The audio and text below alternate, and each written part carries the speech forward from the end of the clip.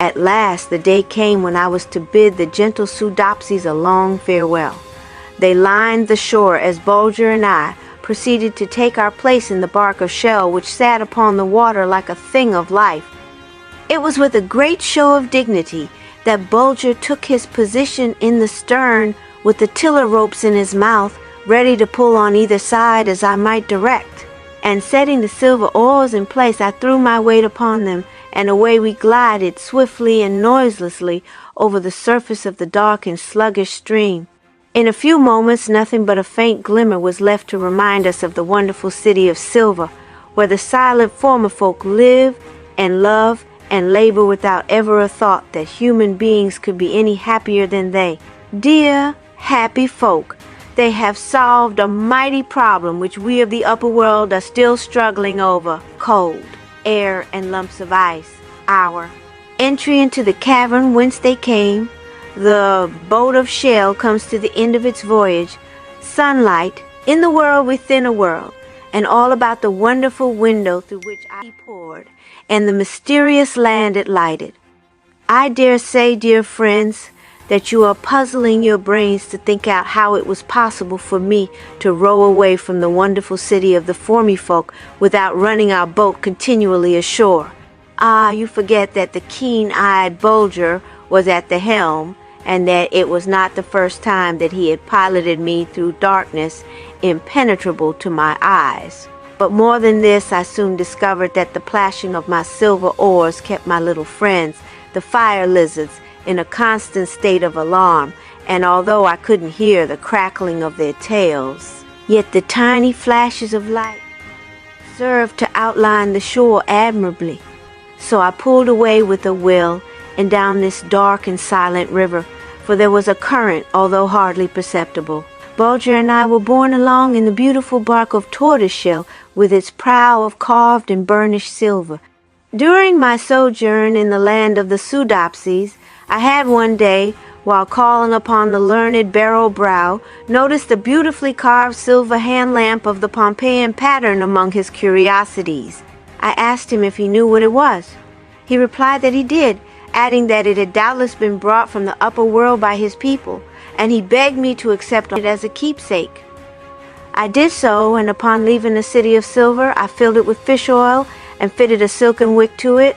It was well that I had done so, for after a while the fire lizards disappeared entirely, and Bulger and I would have been left in total darkness had I not drawn forth my beautiful silver lamp, lighted it, and suspended it from the beak of the silver swan which curved its graceful neck above the bow of our boat. After lying on my oars long enough to set some food before Bulger and partake of some myself, I again started on my voyage down the silent river, no longer shrouded in impenetrable gloom. I had not taken over half a dozen strokes, when suddenly one of my oars was almost twisted out of my hand by a vicious tug from some inhabitant of these dark and sluggish waters. I resolved to quicken my stroke in order to escape another such a wrench, for the silver oars fashioned by the Soodopsies for me were of very delicate make, intended only for very gentle usage. Suddenly another vicious snap was made at my other oar, and this time the animal succeeded in retaining its hold, for I dared not attempt to wrench the oar out of its grip for fear of breaking it. It was a large crustacean of the crab family, and its milk-white shell gave it a ghost-like look as it struggled about in the black waters, fiercely intent to keep its hold upon the oar. The next instant a similar creature had fastened firmly upon my other oar, and there I sat utterly helpless. But worse than this, the dark waters were now fairly alive with these white-armored guards of this underworld stream, each apparently bent upon setting an immediate end to my progress through their domain. They now began a series of furious efforts to lay hold of the sides of my boat with their huge claws, but happily its polished surface made this impossible for them to accomplish. Up to this moment Bulger had not stirred a muscle or uttered a sound, but now a sharp growl from him told me that something serious had happened at his end of the boat. It was serious indeed, for several of the largest of the fierce crustaceans had laid hold of the rudder and were wrenching it from side to side as if to tear it off. Every attempt, of course, caused a tug at the tiller ropes held between Bulger's teeth, but, bracing himself firmly, he resisted their furious efforts as well as he could, and succeeded in saving the rudder for the time being. All of a sudden, our frail bark of shell crashed into some sort of obstruction and came to a dead standstill. Peering into the darkness, to my horror, I saw that the wily enemy had spanned the river with chains made up of living links by each laying hold of his neighbor's claw. The chain thus formed being then rendered almost as strong as steel by the interweaving of their double rows of small hooked legs. Our advance was not only blocked, but death, an awful death, seemed to be staring us in the face. For what possible hope of escape could there be if Bulger and I should leap into the water? Now alive with these fast-swimming creatures, whirling their huge claws about in search for some way to get at us.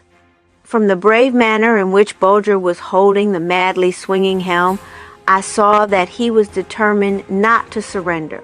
But, alas, bravery is but a sorry thing for two to fight 1,000 with, and yet I had not lost my head, don't think that. True, I was hard-pressed. The very dust of the balance, if thicker on their side, might make my scale kick the beam.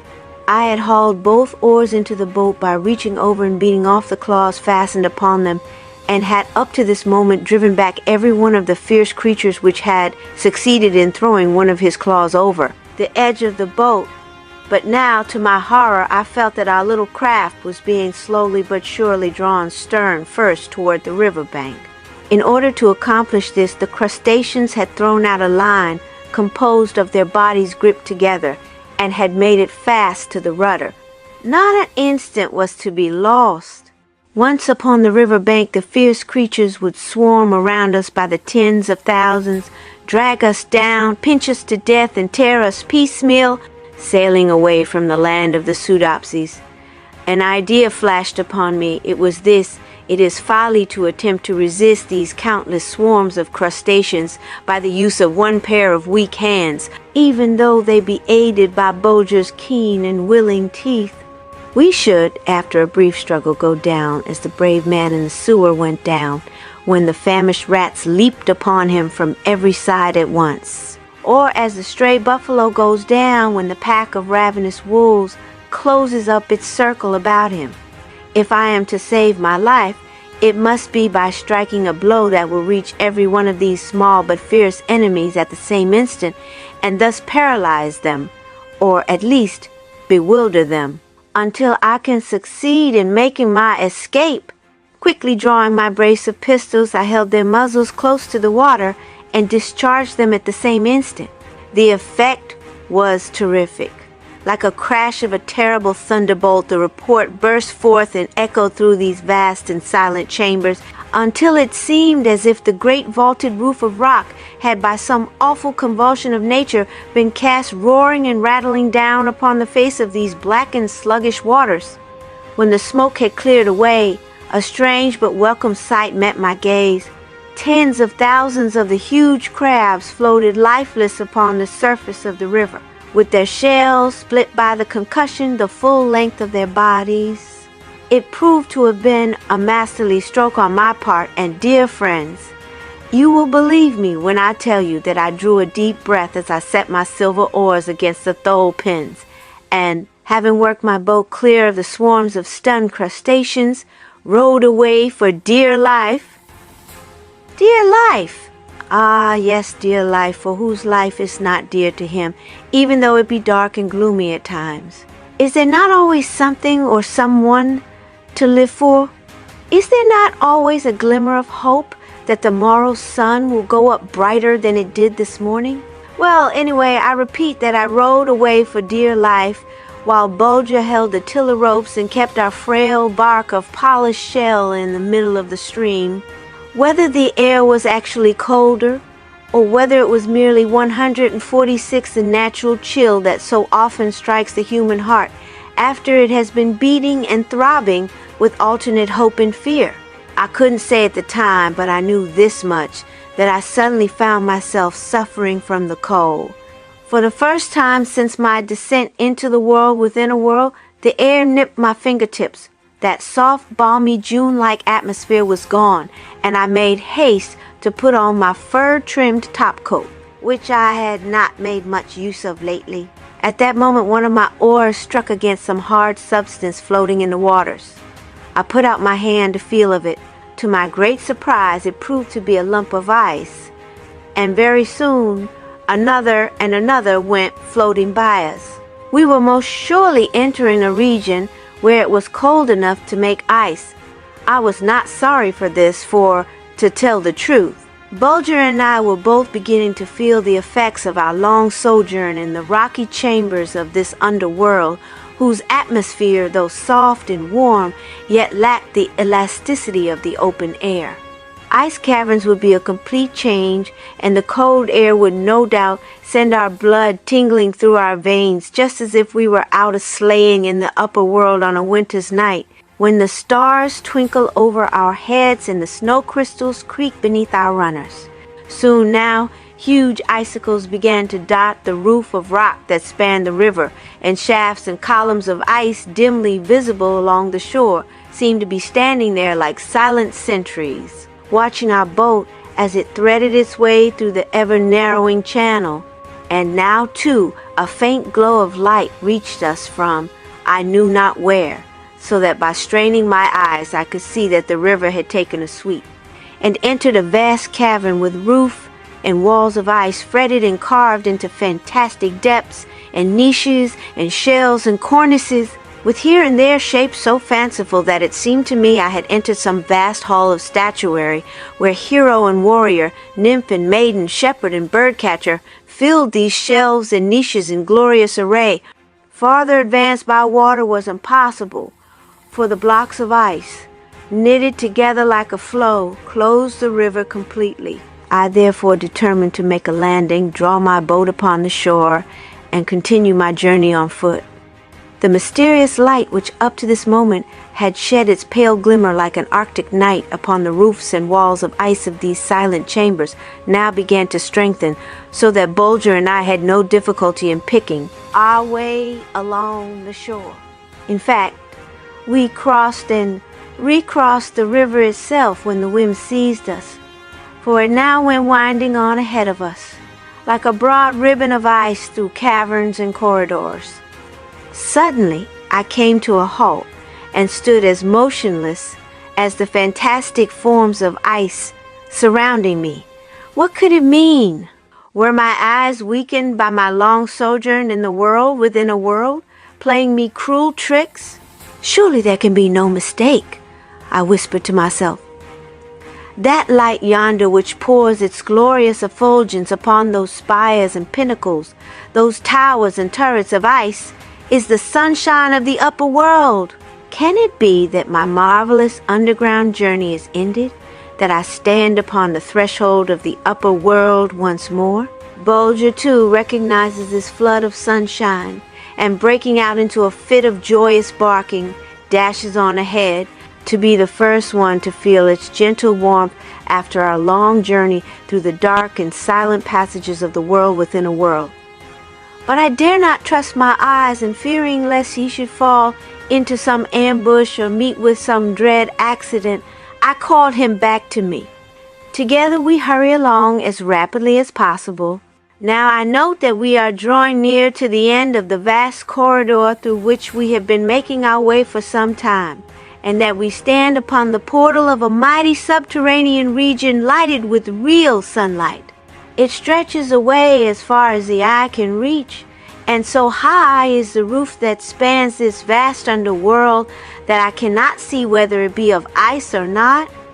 All that I can see is that through one of its sloping sides there streams a mighty torrent of sunlight, which pours its splendor with unstinting hand upon the wide highways, the broad terraces, the sheer parapets, and the sloping banks which diversify this ice world.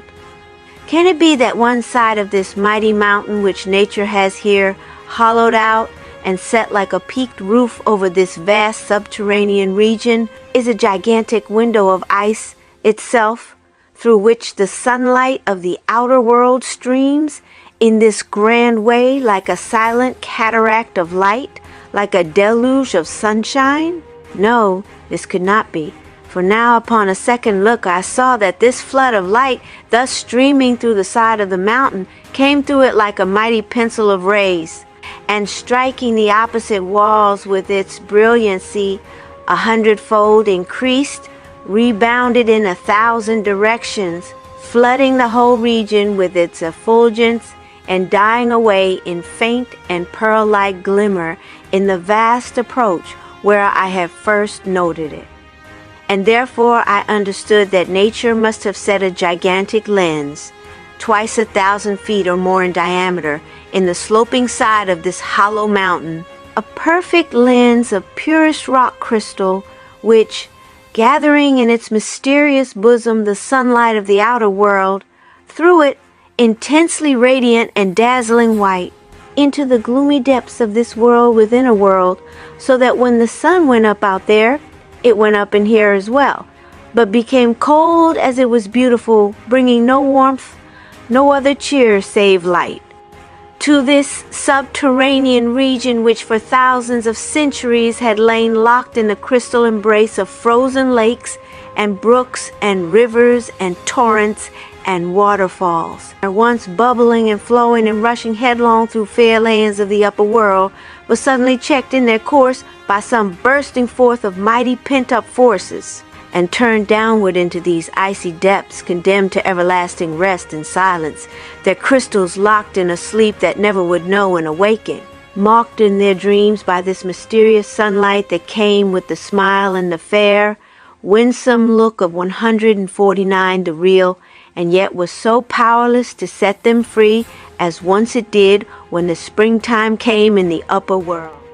All these thoughts and many others besides flitted through my mind as I stood looking up at that mighty lens in its setting of mightier rock, and so deeply impressed was I by the sight of such a great flood of sunlight pouring through this gigantic bull's eye which nature had set in the rocky side of the hollow mountain peak and illumining this underworld, that the longer I gazed upon the wonderful spectacle, the more firmly enthralled my senses became by it. The deep silence, the deliciously pure air, the ever-varying tints of the light as the mighty ice columns acting the part of prisms, literally filled those vast chambers with the rainbow's glorious glow, imparted unto the spell resting upon me such unearthly power that it might have held me there until my limbs hardened into icy crystals and my eyes looked out with a frozen stare, had not the ever-watchful Bulger given a gentle tug at the skirt of my coat and aroused me from my enthralling meditation. Chapter 20. The Palace of Ice in the Golden Sunlight and what I imagined it might contain. Scarcely had I advanced 100 yards beyond the portal where I had halted when happening to turn my eyes to the other side. A sight met them which sent a thrill of wonder and delight through my form. There upon the highest terrace stood a palace of ice, its slender minarets, its high-lifted towers, its rounded turrets, its spacious platform, and its broad flights of steps all glittering in the sunlight as if gem-studded and jewel-set.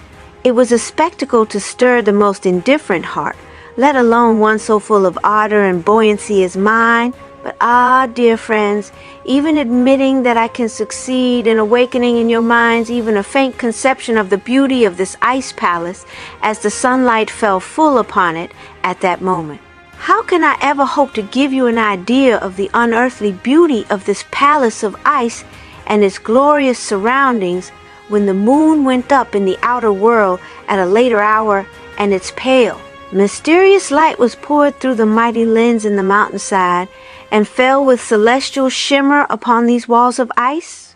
But the one thought that oppressed me now was, can this beautiful abode be without a tenant, without a living soul within its wonderful halls and chambers? Or may not its dwellers, overtaken by the pitiless cold, sit with wide-opened eyes and icy glare, stark as marble in chairs of ice, white frosted hair pressed against icy cushions, and hands stiffened around crystal cups filled with frozen wine of topaz hue, while the harper's fingers cling cramped to the wires, stiff as the wires themselves, and the last tones of the singer's voice lie in feathery crystals of frozen breath, white at his feet? Come what may, I resolved to lift the crystal knocker that might hang on the outer door of this palace of ice and awaken the castellan, if his slumber were not that of death. In a few moments I had crossed the level space between me and the first terrace, which it would be necessary for me to scale in order to reach the second and then the third, upon which stood the palace of ice. Imagine my more than surprise upon finding myself now at the foot of a magnificent flight of steps, hewn into the ice with a master hand and leading to the terrace above. Springing lightly up this flight with Bulger close at my heels, I suddenly set eyes upon two of the quaintest-looking human beings that I ever remembered seeing in all my travels. They looked for all the world like two big animated snowballs, being clad from top to toe in garments made of snow-white fleece, their skull caps likewise of white fur, leaving only their faces visible. In his right hand, each of them carried a very prettily shaped flint axe, mounted upon a helve of polished bone. Striding up to me and swinging their axes over my head in altogether too close proximity to my pole to be particularly pleasant, one of them cries out, "Halt, sir! Unless his frigid majesty Gelidus, king of the koltytwerps, awaits thy coming, his guards will, at a signal from us, roll a few thousand tons of ice down upon thee if thou darest proceed another step. Therefore stand fast and tell us who thou art, and whether thou art expected." "Gentlemen," said I, "kindly lower those axes of yours, and I will convince you that his frigid majesty hath nothing to dread you and me, for I am none other than the very small but very noble and very famous Sebastian von Trump, commonly known as Little Baron Trump." "Never heard of thee in all my life," said both of the guards as with one voice. "But I have of you, gentlemen," I continued, for now I recollected what the learned daunting had said about the frozen land of the koltytwerps or cold bodies, and as proof of my peaceful intent, like a true knight, I now offer you my hand and beg that you will conduct me into the presence of his frigid majesty. No sooner had the guard standing next me drawn off his glove and grasped my hand than he let it loose again with a cry of fright. "Zounds! Man, art thou on fire? Why, thy hand burned me like the flame of a lamp." "Why, no, my friend," said I quietly. "That's my ordinary temperature." "And thy companion?" "Hath even a warmer heart than I have," was my reply. "Well, I'll word for it, little baron," exclaimed one of the guards with a chuckle. "There will be no place for thee except in the meat quarry. Possibly after thou hast been cooled off for a week or so, his frigid majesty will be able to have thee about." This was not a very cheerful prospect, for I had no particular desire to be laid away in the royal icebox for a week or so. Anyway, the only thing to be done was to insist upon being conducted at once into the presence of the king of the koltytwerps, and abide by his decision. One of the guards, having saluted me by presenting his battle-axe in real military style, faced about and began to ascend the grand staircase with intent to announce my arrival to his frigid majesty, while the other informed me that he would conduct me as far as the perron of the palace. I was wonderstruck with the beauty of the three staircases leading up to the ice palace, massive balustrades with curiously carved balusters springing from towering pedestals, crowned with beautiful lamps, all I say, all and everything to the crystal clear sides of the lamps themselves was fashioned from blocks of ice. It proved to be a good climb to the top of the third terrace, and I was not put out when the guard solemnly lowered his battle-axe of flint to bring me to a standstill. The sun in the upper world was, no doubt, nearing the horizon, for a deep and beautiful twilight suddenly sank upon the icy dominions of King Gelidus, and to my surprise and delight, through the great slabs of crystal-clear ice which served for windows to the palace, streamed a soft radiance as if 1,000 wax tapers were burning in the chambers and galleries indoors. It was a sight to gladden the eyes of any mortal, but if I had been spellbound by the beauty of its exterior, how shall I tell you, dear friends, of the curious splendor of the interior of Gelidus's palace of ice? as it burst upon me when I had crossed its threshold. Hallway led into hallway, chamber opened into chamber through portals gracefully arched, and winding staircases climbed to upper rooms, while hanging from lofty ceilings or resting on graceful pedestals. There were 1,000 alabaster lamps, shedding light and perfume upon this glorious home of His frigid Majesty Gelidus, King of the koltytwerps. Long rows of retainers, all in snow-white fur, lined the wide hallway, as the guards conducted Bulger and me into the palace and bowed in silence as we passed. To my more than wonder, I saw that the inner rooms were most sumptuously furnished, chairs and divans being scattered here and there, all covered with superb skins of white fur, while the floor too was carpeted with them. And as the soft radiance of the alabaster lamps fell upon these magnificent pelts and set 10,000 jewels in the walls and ceilings of ice, I was ready to admit that I had never seen anything half so beautiful. And yet I was still outside the throne room of His frigid Majesty. At length we came to one end of a broad hallway which seemed shut off from the rest of the palace by a wall thickly encrusted with strings of great diamonds, each as big as a goose egg, extending from the ceiling to the floor, and turning back the shimmer of the lamps with such a flood of crystalline radiance that my eyes involuntarily closed before it. Think of my amazement when the 2 guards, laying hold of this wall of jewels as I deemed it, drew it to the right and left till there was room for me to pass. What I had taken for a wall of jewels was but a curtain made up of round bits of ice strung upon strings and hanging like a shower of diamonds there before me, as they glittered in the light of the lamps each side of them. I now stood in the throne room of His frigid Majesty, the King of the koltytwerps. Now I realized that what I had seen elsewhere in His palace of ice was in reality but a sample of its magnificence. For here the splendor of King Gelidus's castle burst upon me in its fullest strength. Imagine a great round chamber lighted with the soft flames of perfumed oil streaming from 100 alabaster lamps, the walls lined with broad divans covered with snow-white pelts, the floors thickly carpeted with the same glorious rugs, while on one side, glittering in the shimmer of the 100 massive lamps, stands the icy throne of the King of the koltytwerps, decked with snow-white skins. And he upon it, with Schneebule, his fair daughter, sitting at his feet, and all around and about him, group-wise, 100 koltytwerps, the king, the princess, and the courtiers all clad in skins whiter than the driven snow.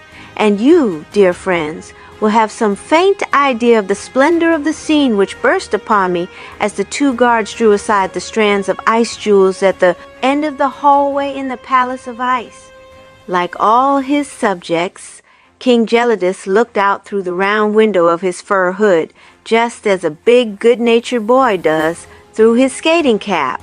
The koltytwerps were not much taller than I, but were very stocky built, so that when broadened out by their thick fur suits, they really took on at times the appearance of animated snowballs. It would be hard for the fingers of the deftest hand to draw faces fuller of kindliness and good nature than those of the koltytwerps. Their small, honest gray eyes sparkled with a boniform glint, and so broad were their smiles that they were only about half visible through the round holes of their fur hoods. I was delighted with them from the very start, and the more so when I heard King Gelidus cry out in a cheery voice, "A right crisp and cold welcome to our icy court, little baron. But from what our people tell us, thou carriest a pair of hands so hot that we beg thee to take a few days to cool off before thou touchest palms with any of the koltytwerps.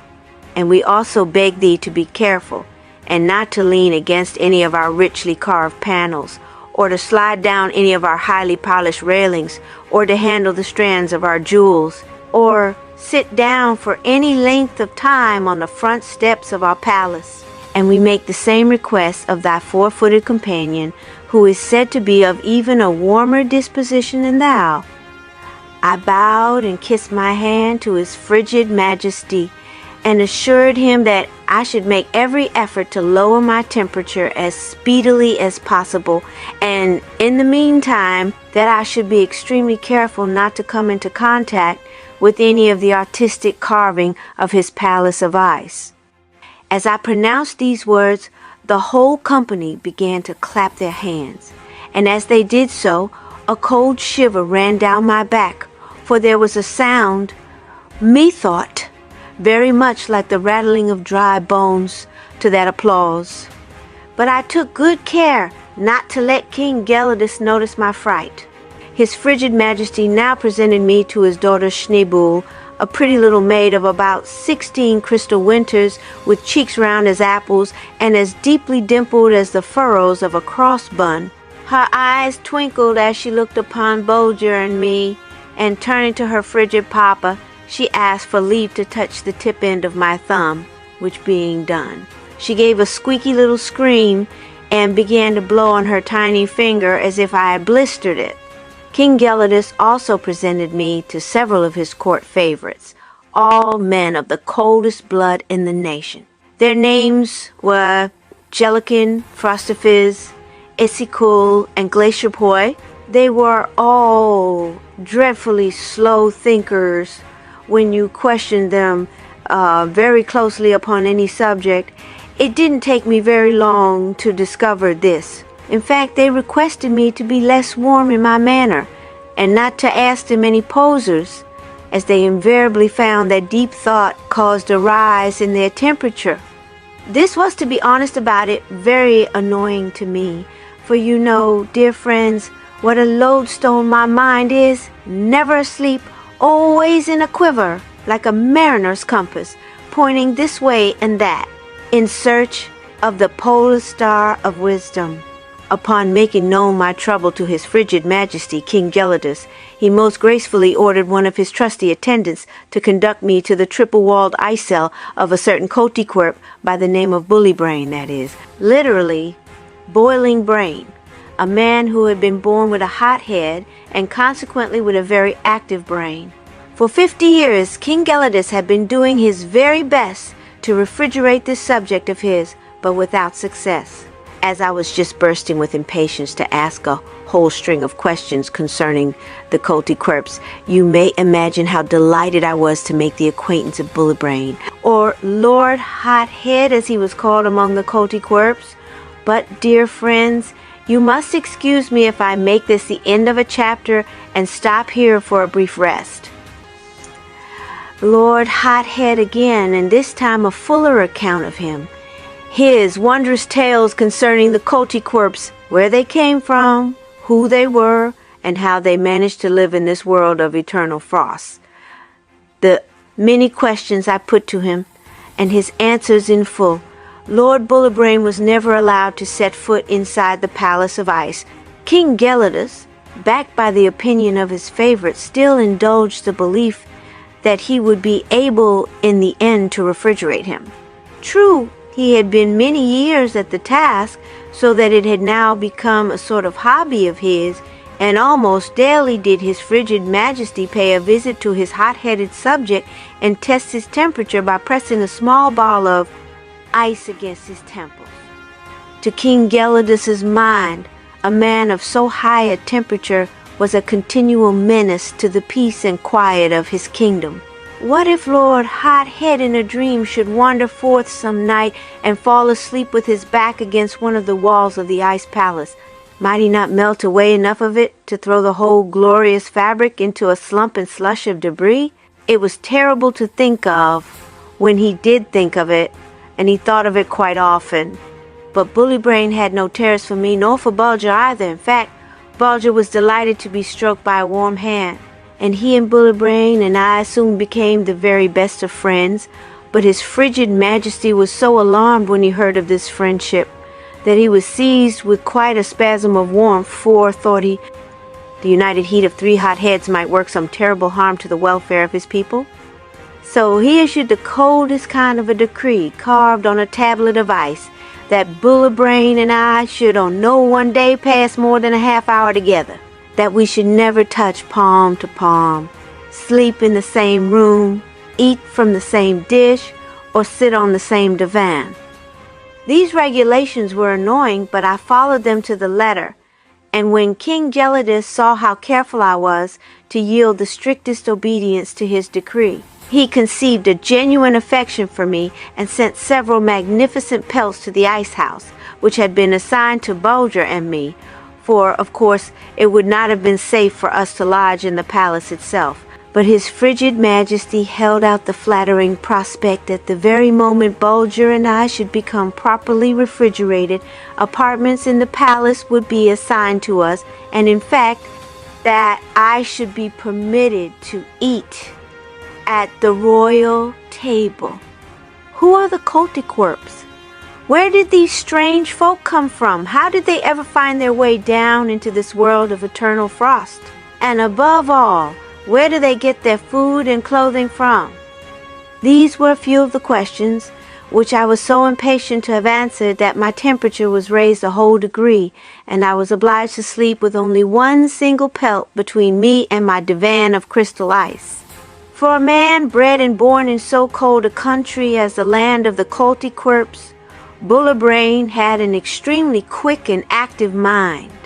On account of his rapid heartbeat and the consequent high temperature of his body, he was not able to do his writing on slabs of ice as other learned koltytwerps had done. For it would not have been a pleasant thing for him to see a poem which he had just finished literally melt away in his hands without so much as leaving an ink stain behind, so he had been obliged, with King Gelidus's permission, to do his writing on thin tablets of alabaster. Before he began to talk to me about the progenitors of the koltytwerps, he showed me a map of the country in the upper world once inhabited by them, and traced for me the course they had sailed upon abandoning that country, and described the beautiful shores they had landed upon in their search for a new home. I saw at a glance that it was Greenland which Bulger was thus unconsciously describing, and knowing as I did that in past ages Greenland had been a land of blue skies, warm winds, green meadows, and fertile valleys, before moving mountains of ice came down from the north and crushed all life out of it, I listened with breathless interest to his wonderful tales of its beautiful lakes nestled at the foot of vine-clad mountains, all of which Bulger now looked upon in fair visions inherited from his ancestors. And I also knew that it must have been the Arctic Ocean, which had been traversed by the ships of the koltytwerps, who had then landed upon the, in those days, sunny shores of northern Russia. But the mountains of ice could sail too, and they followed the fleeing koltytwerps like mighty monsters, dashing themselves with terrible roar and crash upon the peaceful shores, which they soon transformed into a wilderness of berg, of glacier, and of floe. Only a handful of the koltytwerps survived, and these, in their dumb despair taking refuge in the clefts and caverns of the North Urals, could from their hiding places look upon one of the strangest sights that had ever greeted human eyes. So rapid had been the advance of these mighty masses of ice, crashing against the mountain sides and rending the very rocks in their fury, that the air gave up its warmth, and the sun was powerless to give it back again. The animals of the wild wood and the beasts of the field, overtaken in their flight, perished as they ran and stood there stark and stiff, with heads uptossed and muscles knotted. Then by the thousands and 10 times thousands, the crushed crystals of the pursuing floods caught up like moss and leaves in a mountain torrent and packed in every cave and cavern on the way, tearing broader and loftier portals into these subterranean chambers so that they might do their work the better. And these then, O Bulger, are your meat quarries, I exclaimed, whence ye draw your daily food. Even so, little baron, replied the hot-headed koltytwerp, and not only our food, but the skins which serve us so admirably for clothing in this cold underground world, and the oil too, which burns in our beautiful alabaster lamps, besides 100 other things, such as bone for helves and handles, horn for needles and buttons and eating utensils, wool for the weaving of our undergarments, and magnificent pelts of bear and seal and walrus, which, laid upon our benches and divans of crystal ice, transform them into beds and couches which even an inhabitant of thy world might envy. But, O bull of brain, I cried out, have ye not almost exhausted these supplies? Will not death from starvation soon stare ye all in the face in these deep and icy caverns of the underworld, visited by the sun's light, yet unwarmed by it? Nay, little baron, answered Bulger with a smile almost as warm as one of my own, let not that thought give thee a moment's alarm, for we have as yet barely raised the lid of this icebox of nature's packing. We are not lodge eaters anyway, continued Lord Hothead, for while it is true that we are not indolent people, for his frigid majesty's palace and our dwellings need constant repair, and new hatchets and axes must be chipped out in the flint quarries, and new lamps carved and new garments woven, yet it is also true that we take life rather easy. We have no enemies to slay, no quarrels to settle, no gold to fight over, no land to drive our fellow creatures from and fence in, nor can we be ill if we were willing to be, for in this pure, cold, crisp air disease would try in vain to sow her poison germs. Hence, needing no doctors, we have none, as we have no lawyers either, or merchants to sell us what belongs to us already. His frigid majesty is an excellent king. I never read of a better one. I doubt that his like exists in the upper world. Always cool-headed, no thought of conquest, no dreams of power, no longings for empty pomp and show ever enter his mind. Since the day his father died and we set the great koltytwerp crown of crystal ice upon his cool brow, his temperature has never risen but a half a degree, and that was only for a brief hour or so, and was occasioned by a mad proposal of one of his counselors who claimed that he had discovered an explosive compound, something like the gunpowder of thy world, I fancy, by which he could shatter the glorious window of rock crystal set in the mountain dome of our underworld and let in the warm sunshine. Did his frigid majesty Gelidus put this daring koltytwerp to death? I asked.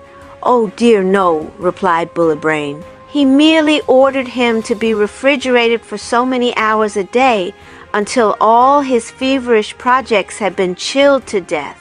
For no doubt, little baron, a man of thy deep learning knows full well that all the ills which thy world suffers from are the children of fevered brains, of minds made restless and visionary by the high temperature of the blood which gallops through the approaches to the dome of thought, stirring up wild dreams and visions as thy sun lifts the poisonous vapor from the stagnant pool. The more I listened to Bulger, the more I liked him. The fact of the matter is, I preferred to sit in his narrow cell with its plain walls of ice lighted up by a single alabaster lamp and converse with him to loitering in the splendid throne room of his frigid majesty King Gelidus. But Bulger had discovered that the pelts of Princess Schneeboule's divan were much thicker, softer, and warmer than the single one allowed Lord Hothead, and therefore he preferred spending his time with her, but fearing lest he might get into mischief, I didn't dare to leave him alone with the princess too long at a time. Some few things concerning the dear little Princess Schneeboule, how she and I became fast friends, and how one day she conducted Bulger and me into her favorite grotto to see the little man with the frozen smile. Something about him, came of my having looked upon him quite fully described. At the time of Bulger's and my arrival in the land of the koltytwerps, Princess Schneeboule was about 15 years of age, and I must say that rarely had it been my good fortune to make the acquaintance of such a sweet-tempered, lovable little creature. She flitted about the ice palace like a beam of sunlight, and there was nothing of the spoiled child about her, although a bit mischievous at times.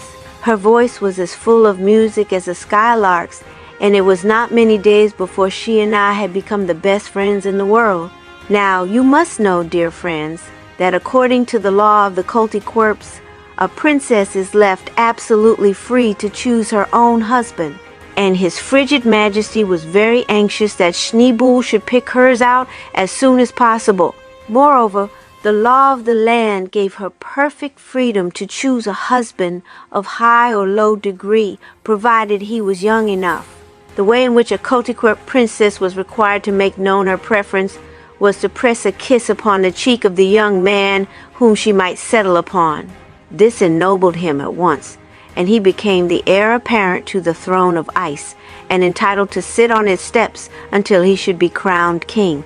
Now, His frigid majesty was delighted to see this friendship spring up between Schneebel and me, for he hoped to make use of my influence to bring her to set the necessary kiss on some youth's cheek before I took my departure from the cold kingdom of the koltytwerps. I gave him the word of a nobleman that I would do my best to carry out his wishes. With Schneebel for a guide, Bulger and I often went for walks through the splendid ice grottos of her father's kingdom, selecting days when the sunlight of the outer world poured strongest through the mighty lens set in the side of the mountain. Then these grottos took on a splendor that my poor tongue is powerless to describe. Their crystal mazes glittered as if their walls were set with massive jewels most wonderfully cut and polished, and as if their ceilings were fretted with gems so peerless that all the gold of the upper world would fall far short of paying for them.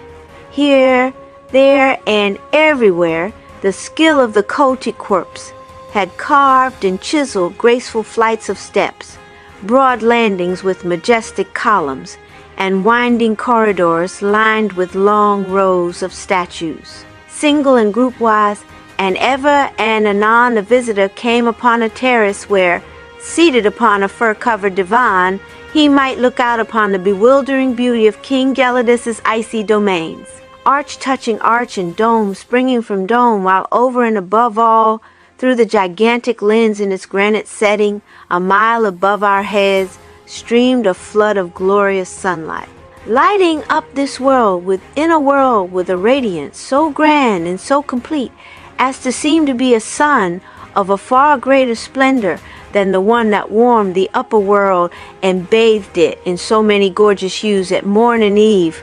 Hardly a day went by now that the princess of the koltytwerps did not surprise either Bulger or me with some gift or other. To tell the truth, dear friends, although my Russian coat was fur-trimmed, yet I began to feel the need of warmer garments after a week's sojourn in the icy domain of King Gelidus, and I think Schneebel must have heard my teeth chattering, for one morning, upon entering the palace of ice, I was delighted to be presented with a full suit of fur precisely similar to the one worn by King Gelidus himself. Nor was Bulger forgotten by the loving little princess, for with her own hands she had knitted him a blanket of the softest wool, which she belted so snugly around his body and tied so tightly around his neck that henceforth he felt perfectly comfortable in the chill air of the home of the koltytwerps. One day the Princess Schneebel said to me, "Oh, come, little baron, come to my favorite grotto. Now that the sun's rays are bright within it, there shalt thou see a wonder." "A wonder, Princess Schneebel?" "Yes, little baron, a wonder," she repeated, the little man with the frozen smile. "Little man with the frozen smile?" I echoed. Come and see, little baron," cried Schneebel, hurrying on ahead. In a few moments we had reached the grotto and bounded into it with the princess leading the way. Suddenly, she halted in front of a magnificent block of crystal ice, clear as polished glass, and cried out, "There, look! There is the little man with the frozen smile." Even now, as the thought of that moment comes over me, I feel something of the thrill of half fear, half joy, as my eyes fell upon the little creature shut in that superb block of ice, himself a part of it, himself its heart, its contents, its mystery. There, in its center, in easy posture, with wide-opened eyes, and with what might be called a smile upon its face.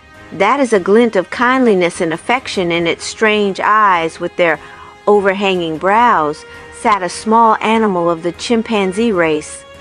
He had possibly been asleep when the icy flood struck him, dreaming of beautiful trees bending beneath purple fruit, of cloudless skies above and a coral beach below, and death had come to him so quickly that he had become a brother to this block of ice while the happy dream was still in his thoughts. The little man with the frozen smile. It was wonderful. It was more than wonderful. Spellbound by the strange spectacle, I stood there, I know not how long, with my eyes looking into his. At last Schneebel's voice aroused me. "Ha, ha!" she laughed. "Look, little Baron, Bulger is trying to kiss his poor dead brother."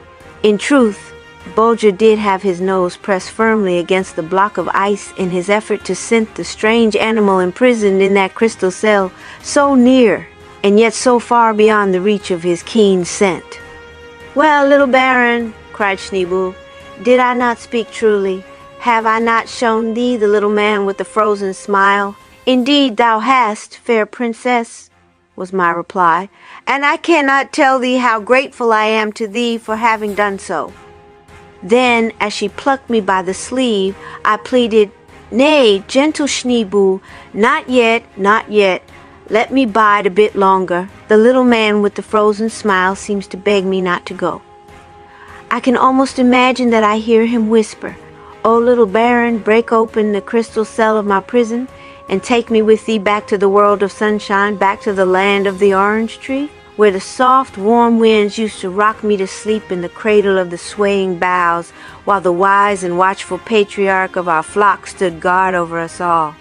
Schneebel's big, round, gray eyes filled with tears at these words. "Would that he were alive, little Baron," she murmured, "and that I could give him some of my happiness to pay him back for all the long years he has been spending in his icy prison." In a few moments, Schneebel took me by the hand and led me away from the great block of ice with its silent prisoner. My heart was very heavy, and both Schneebel and Bulger did their utmost to divert me, but all to no purpose.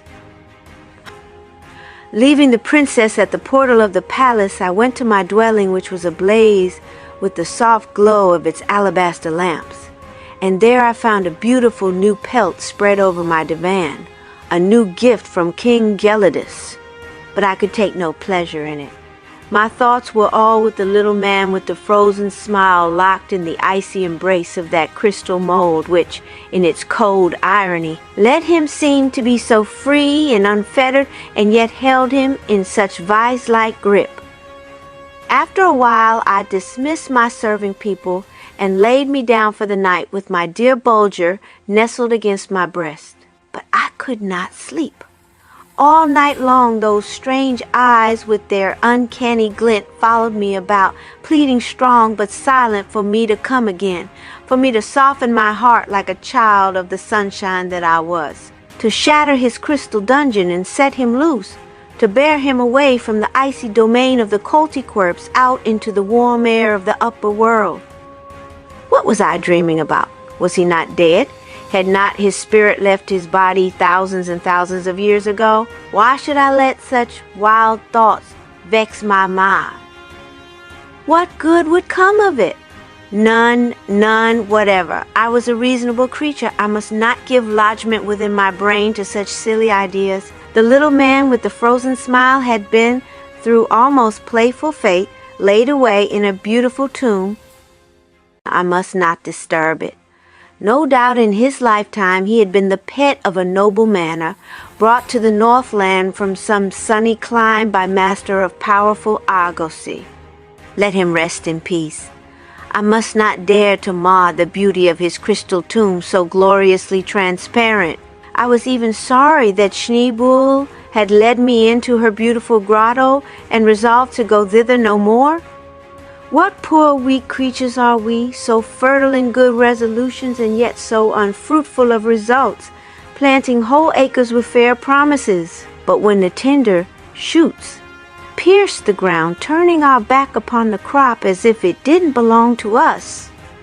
Not only had I been unable to sleep, but by my tossing about, I had kept poor dear Bulger awake, so that when morning came, we both looked haggard enough. I felt as if I had been through a fit of sickness, and no doubt he did too. At any rate, I had no appetite for the heavy meat diet of the koltytwerps, and seeing me refuse my breakfast, Bulger did likewise. I had promised Schneebel to come early to the palace, for she had a number of questions which she wished to ask me concerning the upper world. "Good morning, little Baron," she cried in her sweetest tones as I entered the throne room.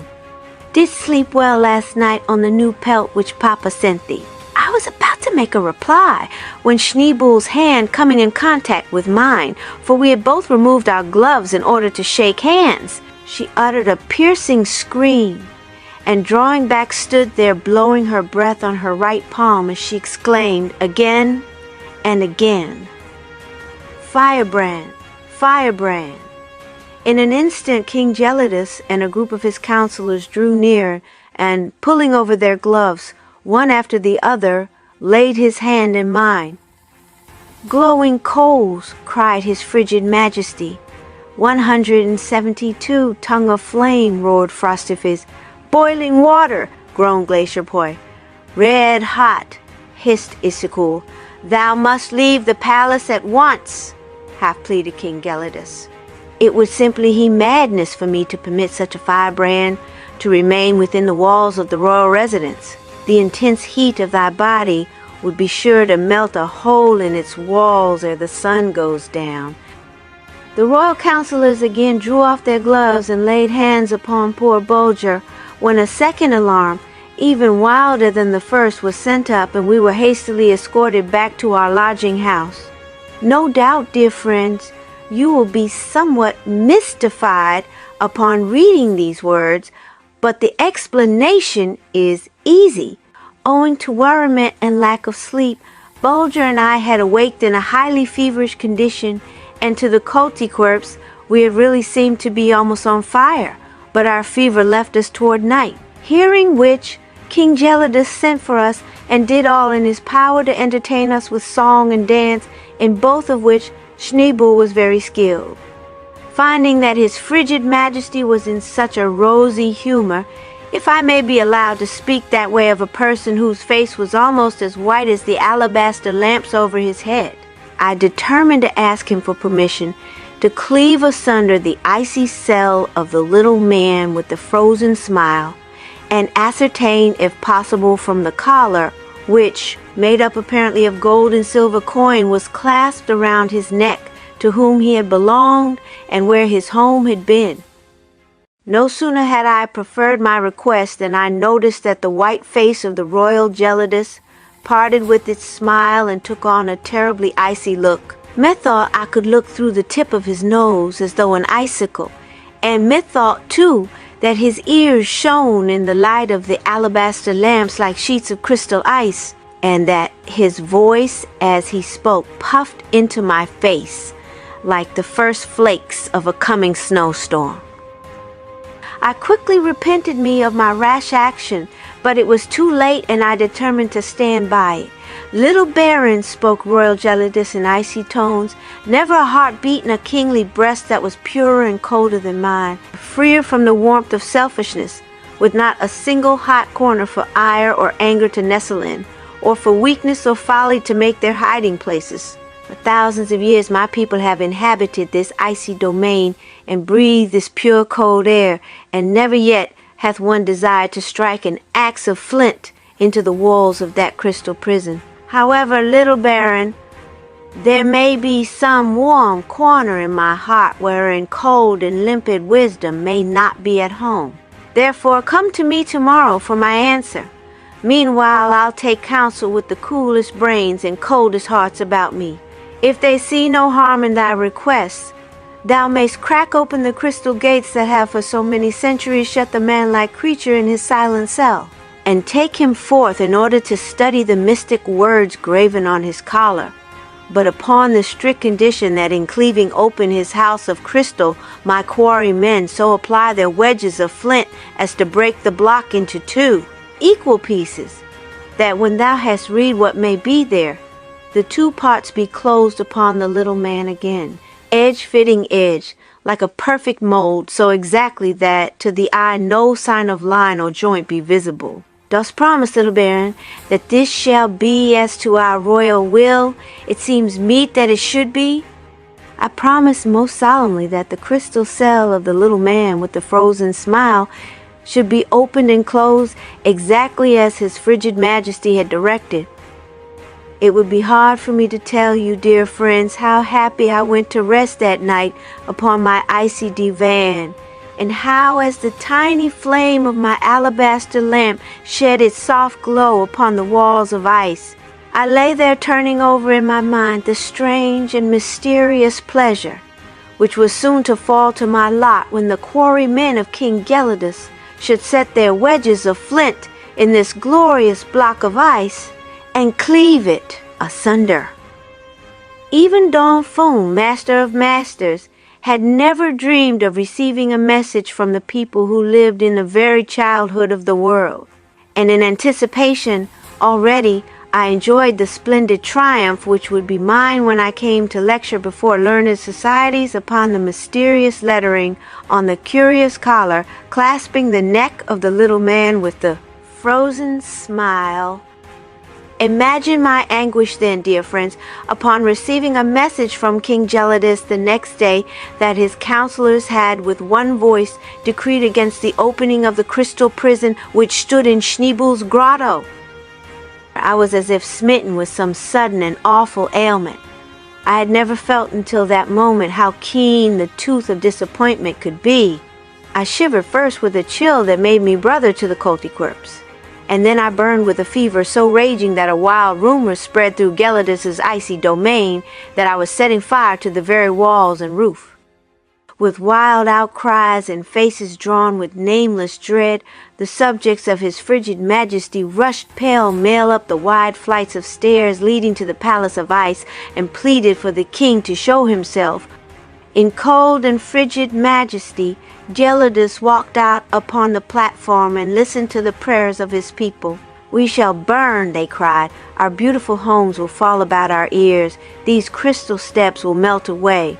And all these fair columns and arches and statues and pedestals will turn to water and empty themselves into the lower caverns of the earth. The great window of our sky will fall with awful crash upon our heads, putting an end forever to this fair domain of crystal splendor.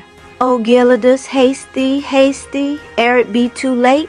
Let the little baron have his way before bitter disappointment transforms his body and limbs into tongues of flame to lick up this magnificent palace in a single night and dash its 1,000 alabaster lamps to the ground, a heap of shears, no fragment matching its brother fragment, but all a wretched mass of worthless matter."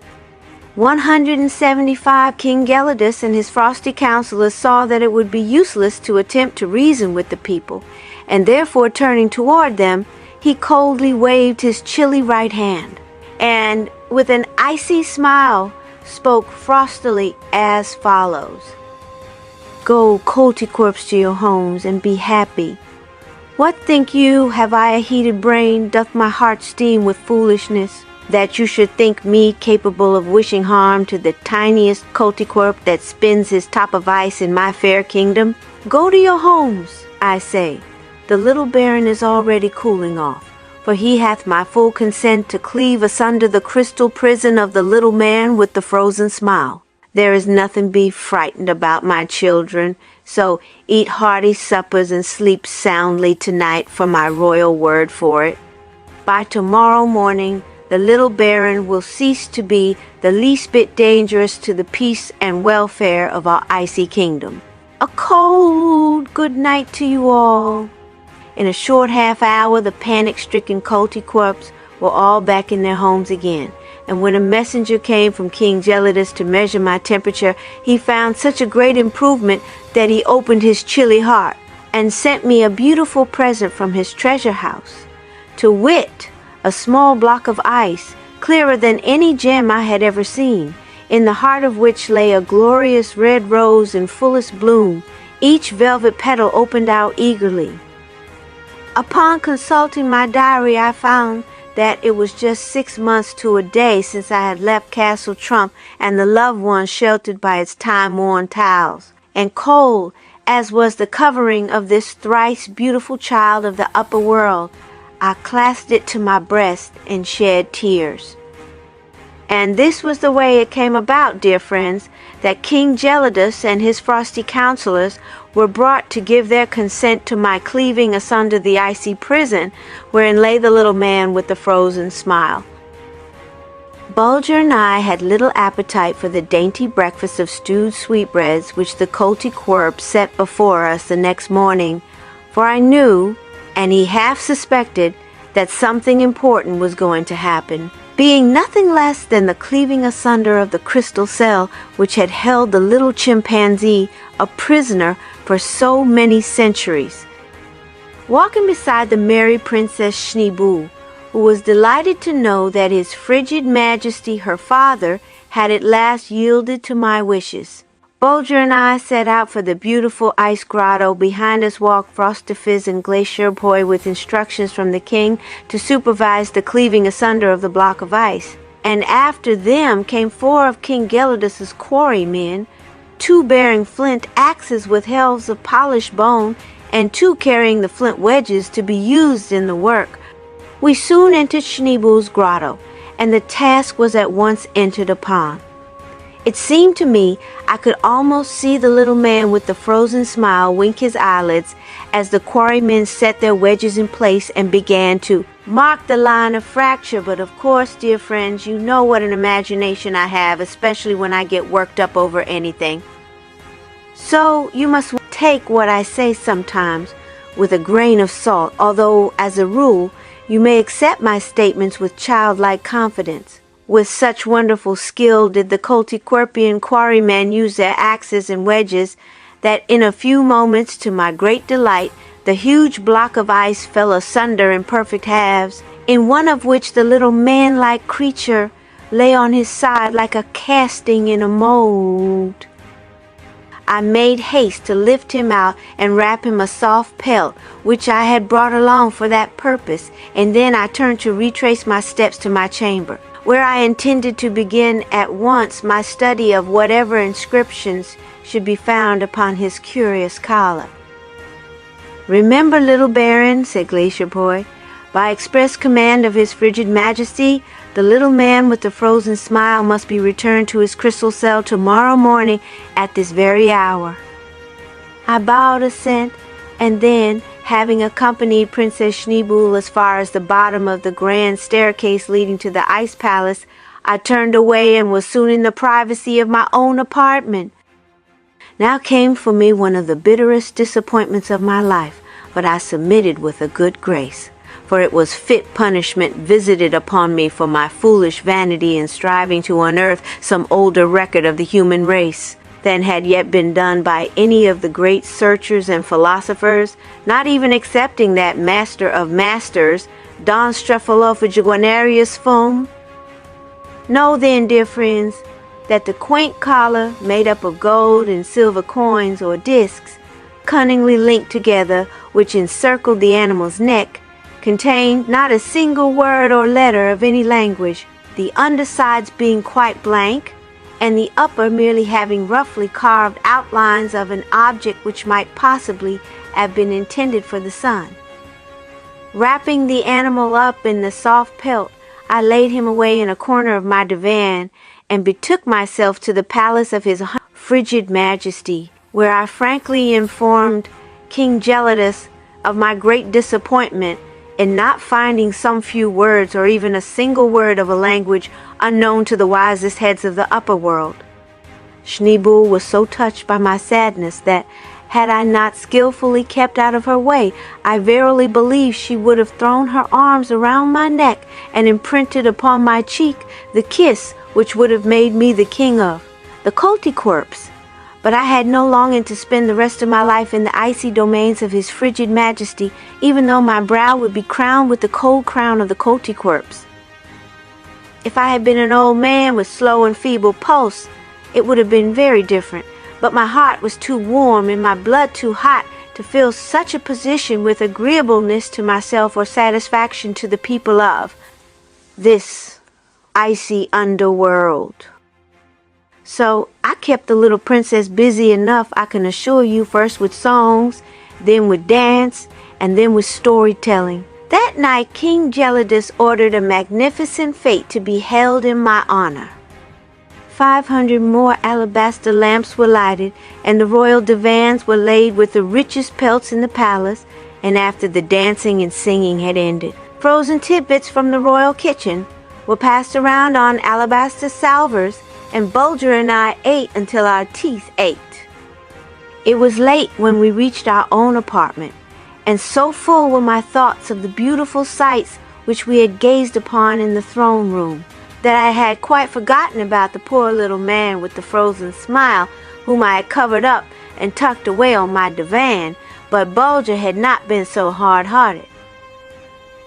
20 times during the evening he had given me a sly tug at my sleeve, as much as to say, "Bulger shows the Baron something wonderful. Come, little master, let's hurry back. Dost not remember that we left my poor little frozen brother tucked away in that icy chamber all alone by himself?" I was very weary, and I fell off to sleep almost immediately, and yet I had an indistinct recollection that Bulger was not in his place against my breast. I remembered feeling for him, but that's all. It never flashed upon me that he had gone and lain down beside the poor little stranger whom I had so unfeelingly lifted from his last resting place. And yet such must have been the case, for about midnight, it seemed to me, I was awakened by a gentle tugging at my sleeve. It was my faithful Bulger, but half awake and half asleep as I was, I merely thought that he was only asking for a caress, as was often his wont when he fell a-thinking about home. So I reached out and stroked his head several times and dropped off again. But the tugging began anew, and this time 'twas more vigorous, and with it came an impatient whine, which meant, "Come, come, little master, rouse thee. Dost suppose I would break thy rest unless there were good reasons for it?"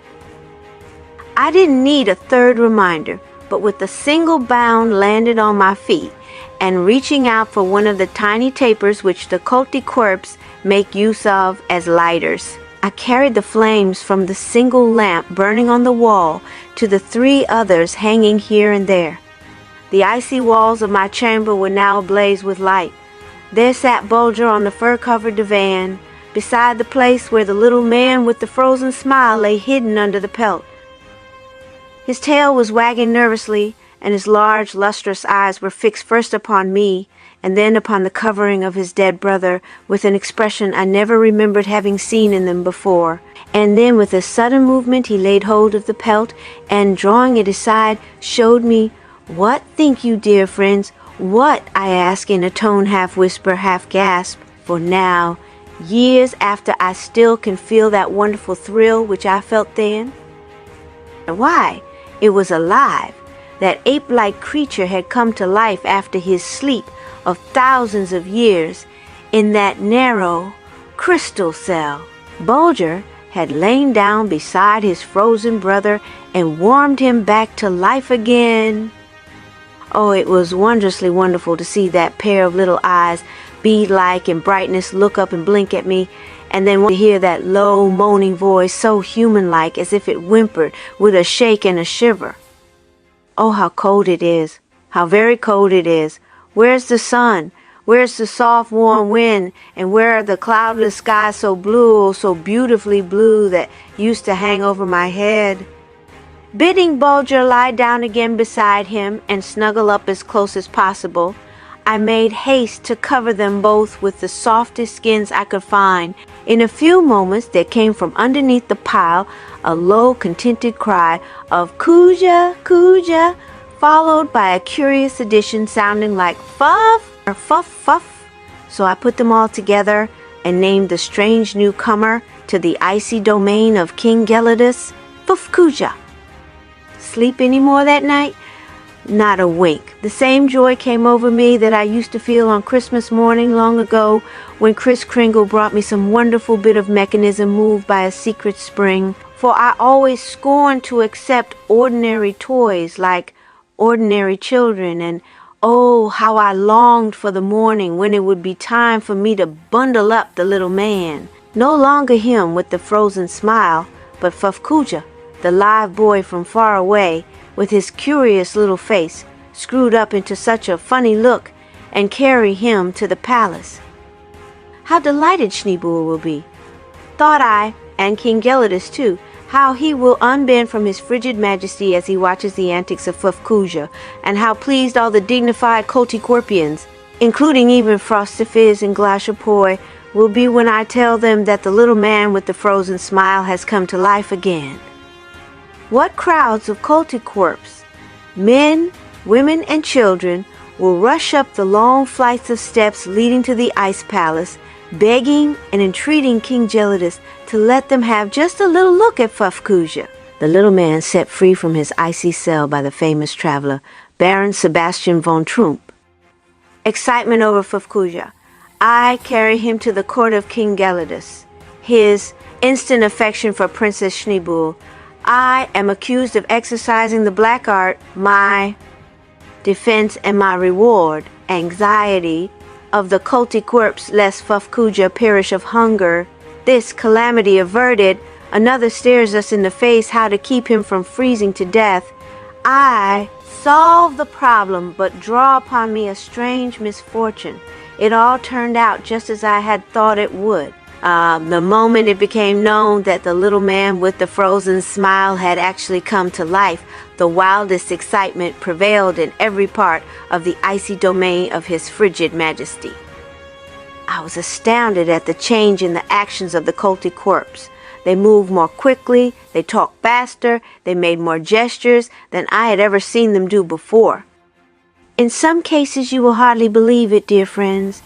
I actually noticed a faint glow in the cold cheeks of a few of them. I had hoped to be able to bundle Fufkuja up warmly and make my escape to the ice palace before the people learned of his coming to life, but in vain. When I made my appearance at the door, there was a large crowd of koltytwerps pushing and pulling in front of my quarters. Most of them were good-natured and cried out, "Show him to us, little baron. Show us the little man with the frozen smile, whom thou hast brought to life. Let us look upon his face." "Nay, nay, koltytwerps," I exclaimed. "It must not be. His frigid majesty must be the first to look upon Fufkuja's face. Room for the noble guest of royal Gelidus. In the name of his frigid majesty give way and let me pass." The koltytwerp showed no inclination to obey. To such a pitch of excitement had they worked themselves up that only upon seeing Bulger advance upon them with flashing eye and teeth laid bare, did they reach the conclusion that my brave companion was in no mood to be trifled with. Thwarted in their wild desire to get a peep at Fufkuja, the koltytwerps now began to rail at me as I passed them by on my way to the ice palace. "Oh ho, master magician! Ha ha, prince of the black art! Boo boo, little wizard! Have a care, wily necromancer! See to it that thou dost not practice any of thy tricks of enchantment upon us." I was glad when the axe-bearer saw my plight and hurried forward to extricate me from the crowd of angry people. King Gelidus met me at the portal of his ice palace, and at his heels came Princess Schneeboule, who could hardly wait for her turn to take a look at the curious living creature which I unwrapped just enough to let her see its nose. The instant Fufkuja set eyes upon the sweet face of the koltytwerpian princess, he stretched out his little arm as a child might to its mother. This sudden show of affection caused Schneeboule the liveliest pleasure, and quickly drawing off one of her gloves, she reached out and stroked the animal's head, but at the touch of those, to him, icy little fingers, he uttered a low wail, and drew back underneath the warm pelt in which he was snugly wrapped. Poor Schneeboule! She gave a sigh as she saw him do this, but it didn't prevent her from coming every minute or so and lifting one end of the pelt just enough to take another look at Fufkuja, who, while he never failed to cuddle up closer to me at sight of the princess, yet invariably thrust out one of his black paws from under the pelt for Schneeboule to shake. While seated on the divan nearest the throne, I observed that Frostifiz and Glashapoi were holding a whispered conference with his frigid majesty. At once I guessed the subject of their conversation.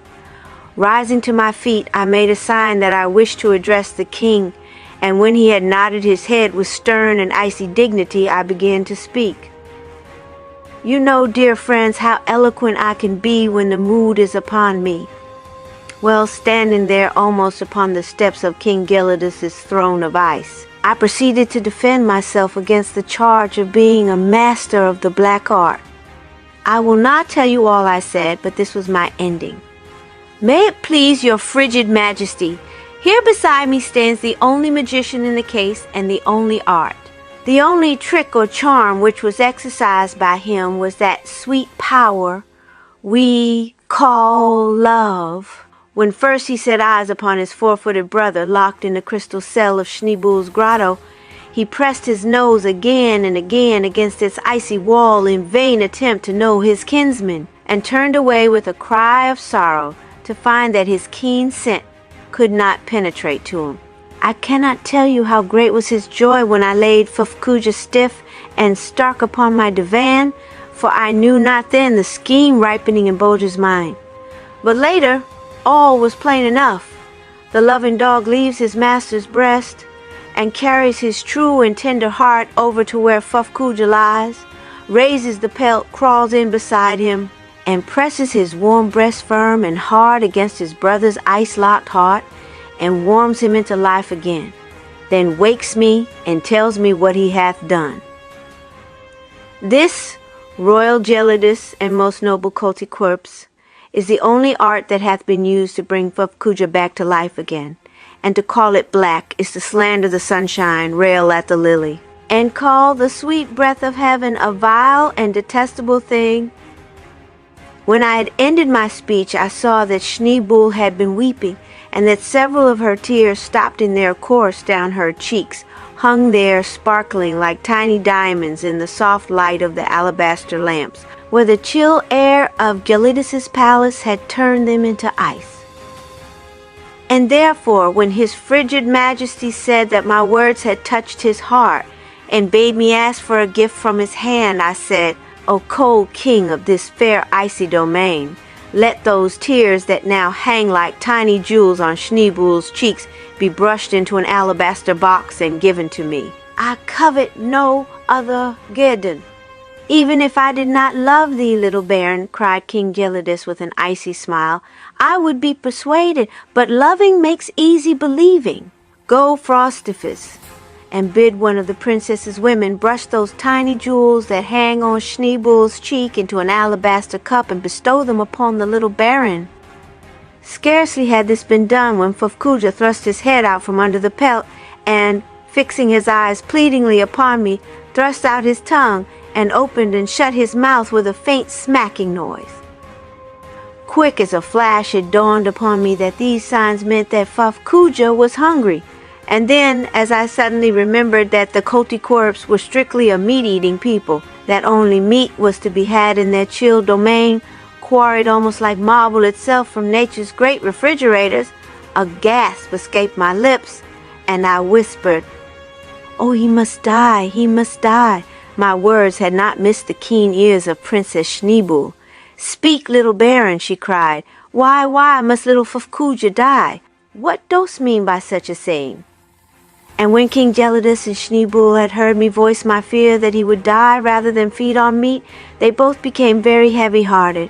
"Poor little Fufkuja," moaned the princess. "Can it be possible that he must be carried back so soon to his crystal cell in my grotto? Bid the master of my meat quarries approach the throne," cried King Gelidus suddenly in a voice of icy dignity. This important functionary soon made his appearance. 187, turning to me, the king bade me explain the case to him. This I did in a few words, when, to the great joy of all present, the master of the meat quarry spoke as follows. "Little baron, if that's the only trouble, give thyself no further uneasiness, for I shall at once send one of my men to thee with a supply of most delicious nuts." "Delicious nuts?" I repeated in a tone of amazement. "Why, yes, little baron, I have a goodly supply on hand. Know then that hardly a day goes by that my men don't come upon some fine specimen of the family of gnawers, most generally squirrels, in whose cheek pouches we invariably find from 1 to half a dozen dainty nuts stowed away. It has always been my custom to lay these aside, and so I have to inform thee that if Fufkuja should live to be 100 years old, I or my successor could guarantee to keep him supplied with food." These words lifted a terrible load off my heart, for now, at least, Fufkuja would not die of starvation. For a few days, everything went well. The koltytwerps became quite satisfied in their own minds that I had not been practicing the black art in the chilly kingdom of His frigid Majesty, and each and every one of them became greatly attached to the curious little creature with the droll little face and droller manner. But it seemed as if we were no sooner out of one trouble than we were plumped into another, for now Fufkuja began to object to the attendants selected to look after him by King Gelidus. The man was about 10 degrees too cold-blooded for him, and ere long it was only necessary for the koltytwerp to approach Fuf, as we called him for short, in order to throw him into convulsions of shivering and to cause him to utter pitiable cries of discontent, which only ceased upon my appearing and comforting him by my caresses. I now set to work to devise some way to make Fuf's life more agreeable to him, for everybody seemed to hold me responsible for his well-being. 10 times a day came messengers from King Gelidus or from Princess Schneebul to ask how he was getting on, and whether we were keeping him warm enough, whether he had all he wanted to eat, whether he had pelts enough on his bed.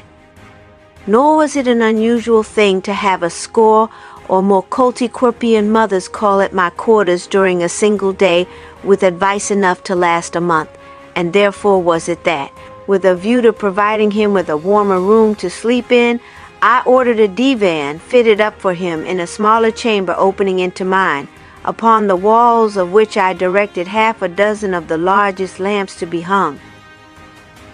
The consequence was that the walls began to melt, hearing of which consternation spread throughout the icy domain of His frigid Majesty, for to the mind of a koltytwerp heat powerful enough to melt ice was something terrible.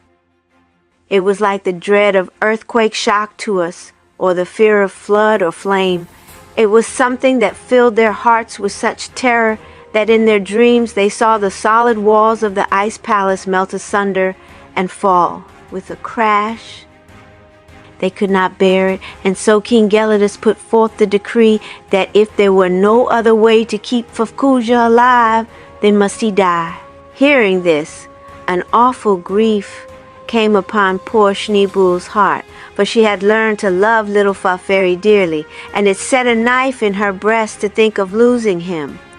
"Never, never," she cried, "shall I be able to set foot within my grotto if Fufkuja is put back into his crystal prison again, with his frozen smile on his face as once used to be." And seeking out her royal father, she threw herself at his knees and spoke as follows: "O heart of ice, O frigid Majesty, let not thy child die of grief. There is an easy way out of all our trouble with dear little Fufkuja." "Speak, beloved Schneebul," answered King Gelidus. "Let me hear what it is." "Why, cold heart," said the princess, "the little baron hath plenty of warmth stored away in his body. He hath enough for both himself and Fufkuja into the bargain. Therefore, frigid father, command that a deep warm hood be made to the little baron's coat, and that Fufkuja be placed therein, and be borne about by the little baron wherever he goeth. He will soon grow accustomed to the slender burden, and note it no more." "It shall be as thou wishest," replied the king of the koltytwerps, and calling his trusty counselor, Glashapoi, he directed him to summon me at once to the throne room. When I heard this terrible order issue from the icy lips of King Gelidus, my heart sank within me, and yet I dared not disobey, I dared not murmur, for I it was who had cleft asunder the crystal prison of the little man with the frozen smile, I who had made it possible for Bulger to warm him back to life again. Oh, poor, vain, weak, foolish boy that I had been, What was to become of me now? Ah, little princess, how easy was it for thee to say that I would soon grow accustomed to the slender burden and note it no more. How prone are we to call light the burdens which we lay upon the shoulders of others for our own benefit. True, Fufkuja was not as long as a horse, nor as broad as an ox, and when in accordance with the king's decree, the hood had been completed, and the little animal was stowed away therein, close against my back so as to get a goodly share of the warmth of my body, it seemed to me that Schneebul was right, that I would soon become accustomed to the load and note it no more. And so it seemed the second and the third day, but not on the fourth, for on that day the little load appeared to have gained somewhat in weight. And although I was quick to feign that it was not so when Princess Schneebul quizzed me, saying, "There, little baron, did I not tell thee that thou wouldst soon forget that Fufkuja slept upon thy shoulders?" Yet in my heart I felt that he really had grown a mite heavier. On the 5th day, Bulger and I were bidden to a merrymaking at the Palace of Ice, and as I rose from my divan to betake me thither, methought I was strangely heavy-hearted, and so did Bulger, for he made several efforts to draw a smile or a cheery tone from me, but in vain. The Baron's flight to the Ice Palace. Suddenly I realized that there was a weight pressing against my back. No, not a heavy weight, but a weight all the same. And then I whispered to myself, why? If I am going to a merrymaking, I'll cast it off. And then I wakened from my deep abstraction and murmured, how strange that I should have forgotten that Fufkuja was in my hood. And so I went to the merrymaking with Fufkuja nestled between my shoulders, and the koltytwerps laughed at the little baron and his child, as they called him, and drew near and raised the flap and peeped in at the curious creature within the hood. And when Fufkuja felt their icy breaths, he buried his nose in the fur and sighed and whimpered. Then, for a moment, when the Princess Schneebul came and sat beside me and praised me for my readiness to carry out her wishes and thanked me so sweetly for my goodness to her, I forgot all about the little load laid upon me, and I ate the frozen tidbits from the royal kitchen and laughed and joked with Lords Frostifis and Glacierpoi, just as had been my wont before Gelidus had decreed that Fufkuja should make his bed on my shoulders. But when the fete was over, and I stepped from the broad portal of the Ice Palace and looked up at the mighty lens set in the mountainside, through which the moonlight of the outer world was streaming in subdued but glorious splendor, I suddenly felt my legs bend under me. I staggered from right to left. I clutched at shadows. I was, it seemed to me, about to be crushed beneath a terrible burden. I quickened my pace. I broke into a run. I threw my arms into the air as if I would cast off the weight that was smothering me. And so I came to my lodging, puffing, panting, gasping. "Why, what a fool am I," was my first word when I got my breath. "It's only little Fufkuja on my back, stowed away in my fur hood. I must be beside myself to have thought that a great monster was seated there and that he was gradually pressing me down, crushing the life out of me by degrees, flattening me to the very ground, and I not able to escape from his terrible embrace or to squirm out from under his awful limbs wrapped around my neck and body. All night long this monster was clinging to me and urging me to a faster pace, up and down, across and around, I knew not where, on bootless errands ending only to begin again, on searches after nothing hidden nowhere, trying 1,000 lids and finding every one locked, returning home only to go forth again, up and away and out on interminable highways, vanishing in a point far on ahead, with that grievous burden forever on my shoulders growing heavier and heavier till it seemed that I must go down with it into the dust. But no, it knew full well that it must not ride me to the death, so when I was ready to drop, it threw off part of its weight to give me courage to begin again. When the morning came, my pulse was galloping and my cheeks were on fire. I could feel the blood pounding against my temples, and it was natural that my face should be crimsoned over with the flush of fever. Half in a daze, I walked forth toward the grand staircase leading up to the ice palace, when suddenly I was startled by a fearful scream. I halted and looked up, when another and another burst upon my ears. The terrified koltytwerps were fleeing before me in every direction, shrieking as they fled. "Fly, fly, brothers! The little baron is burning! The little baron is burning! Fly, brothers, fly!" In a few moments, terror had seized upon every living creature in the icy domain of King Gelidus. They fled from me in mad haste, taking refuge in the distant caverns and corridors, filling the air with their wild outcries, no one being brave enough to halt and take a second look. My inflamed countenance filled them with such awful terror that they could only tear along and cry, "Fly, brothers, fly! The little baron is burning! The little baron is burning!" With Bulger at my heels, I turned and sprang up the staircase with the intention of seeking out King Gelidus and explaining the matter to him. But he too had fled, and with him every sentinel and serving man, every courtier and counselor. The palace was as still as death. I hastened through its silent corridors, calling out, "Schneebul! Princess Schneebul, surely thou art not afraid of me. Turn back, I will not harm thee. I'm not burning. Turn back, oh, turn back." With this, I reached the throne room. Not a living creature was to be seen. The vast chamber was as still as death. I staggered to a divan, and pillowing my poor aching head on a cushion, I fell into a sound and refreshing sleep. When I awoke, I rubbed my eyes and looked about me, and at first I thought that I was still alone in the great round chamber with its walls of ice. But no.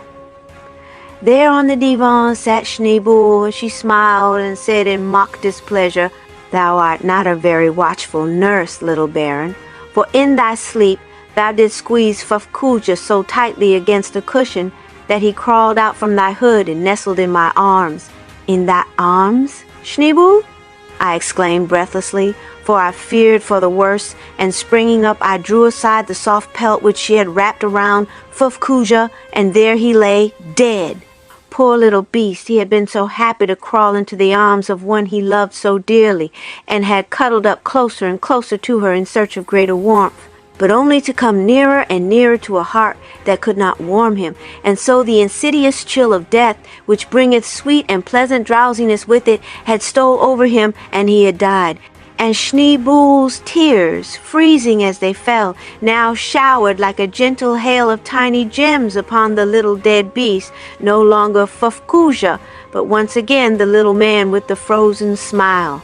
Presently the koltytwerps recovered from their senseless fear, and first one by one, and then groupwise, they returned to their homes. King Gelidus and his court coming back too, to the fair palace, which they had abandoned in their wild fright when the cry had gone up that the little baron was burning. Everybody was sorry to hear that Fufkuja had died the second time, and many were the frozen tears that dropped from the chilly cheeks of the koltytwerps as they looked upon the little man with the frozen smile as he lay on the white pelt beside the Princess Schneebul. That day we bore him back to the ice grotto, and having laid him in the hollow molded by his body in the crystal block, it was closed again so skillfully by the king's quarrymen that no eye was keen enough to note where the cleavage had been, and the same uncanny glint was in his eyes. And when the koltytwerps saw this, their icy hearts felt a cold shiver of satisfaction, for not only was the little man with the frozen smile back in his crystal cell again, but all the fears and dreadful fancies which his coming to life again had given rise to were past and gone forever, and peace and quiet and sweet contentment reigned throughout the icy realm of his frigid majesty Gelidus, king of the koltytwerps. Now nothing remained to make his cold heart crack with joy, but to see his beloved child Schneebul make choice of a husband. And he had not long to wait, for one day upon entering the palace, she saw a youth lying at the foot of the stairway, overcome with sleep. In one hand he held an alabaster lamp, and in the other a new wick which he was about to fit into it. for the youth was a lamp trimmer in the ice palace of King Gelidus. And when the Princess Schneeboule saw him lying there overcome with sleep, she stooped and kissed him on the cheek and passed on without another thought about the matter one way or the other. And the kiss froze on the cheek of the lamp trimmer, where Schneeboule had pressed it. Presently King Gelidus came tramping into the hallway with his breath white upon his beard, and he saw the youth lying there, and the frozen kiss on his cheek, and he bade Glacierboy scrape the delicate frost crystals from the youth's face with a blade of polished horn. "What hast there, father of mine?" asked the princess, when she saw him bearing the blade of horn along so carefully. "A kiss which someone pressed upon the cheek of one of my lamp trimmers, now lying on the staircase overcome with sleep," replied King Gelidus in ringing, icy tones. "Why, father of mine," exclaimed Princess Schneeboule, "now that thou speakest of it, I really believe the kiss is mine, for I recollect kissing someone. As I entered the palace, I was deep in thought. But no doubt the youth pleased me, as he lay there, asleep with lamp in one hand and wick in the other, and that lamp trimmer trimmed no more lamps in the ice palace of his frigid majesty Gelidus, king of the koltytwerps. No doubt he made Schneeboule a very good husband, and I'm quite sure that she made him a good wife. I would have been glad to tarry for the nuptial feast, but that was out of the question. I had stayed too long already.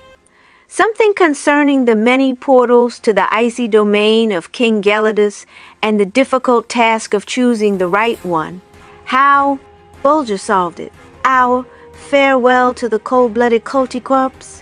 Schneeboule's sorrow at losing us, as Bullybrain had once remarked. When there are many doors, it's a wise man who knows which is the right one to open. And this I found to be the case when I attempted to take my departure from the icy domain of his frigid majesty, Gelidus, king of the koltytwerps, for there was a baker's dozen of galleries, in each of which, upon exploring it, I came, after a tramp of half a mile or so, up against a lofty gate of solid ice, curiously carved and fitting the end of the gallery as a cork does a bottle. No doubt you are wondering why I didn't make my way out of the koltytwerpian kingdom by following the river. For the very good reason that it went no farther than King Gelidus's domain, emptying into a vast reservoir, which apparently had a subterranean outlet, for its thick covering of ice always remained at the same height. The king's quarrymen were ordered to hew an opening through whichever door I should point out as the one that I wished to pass through.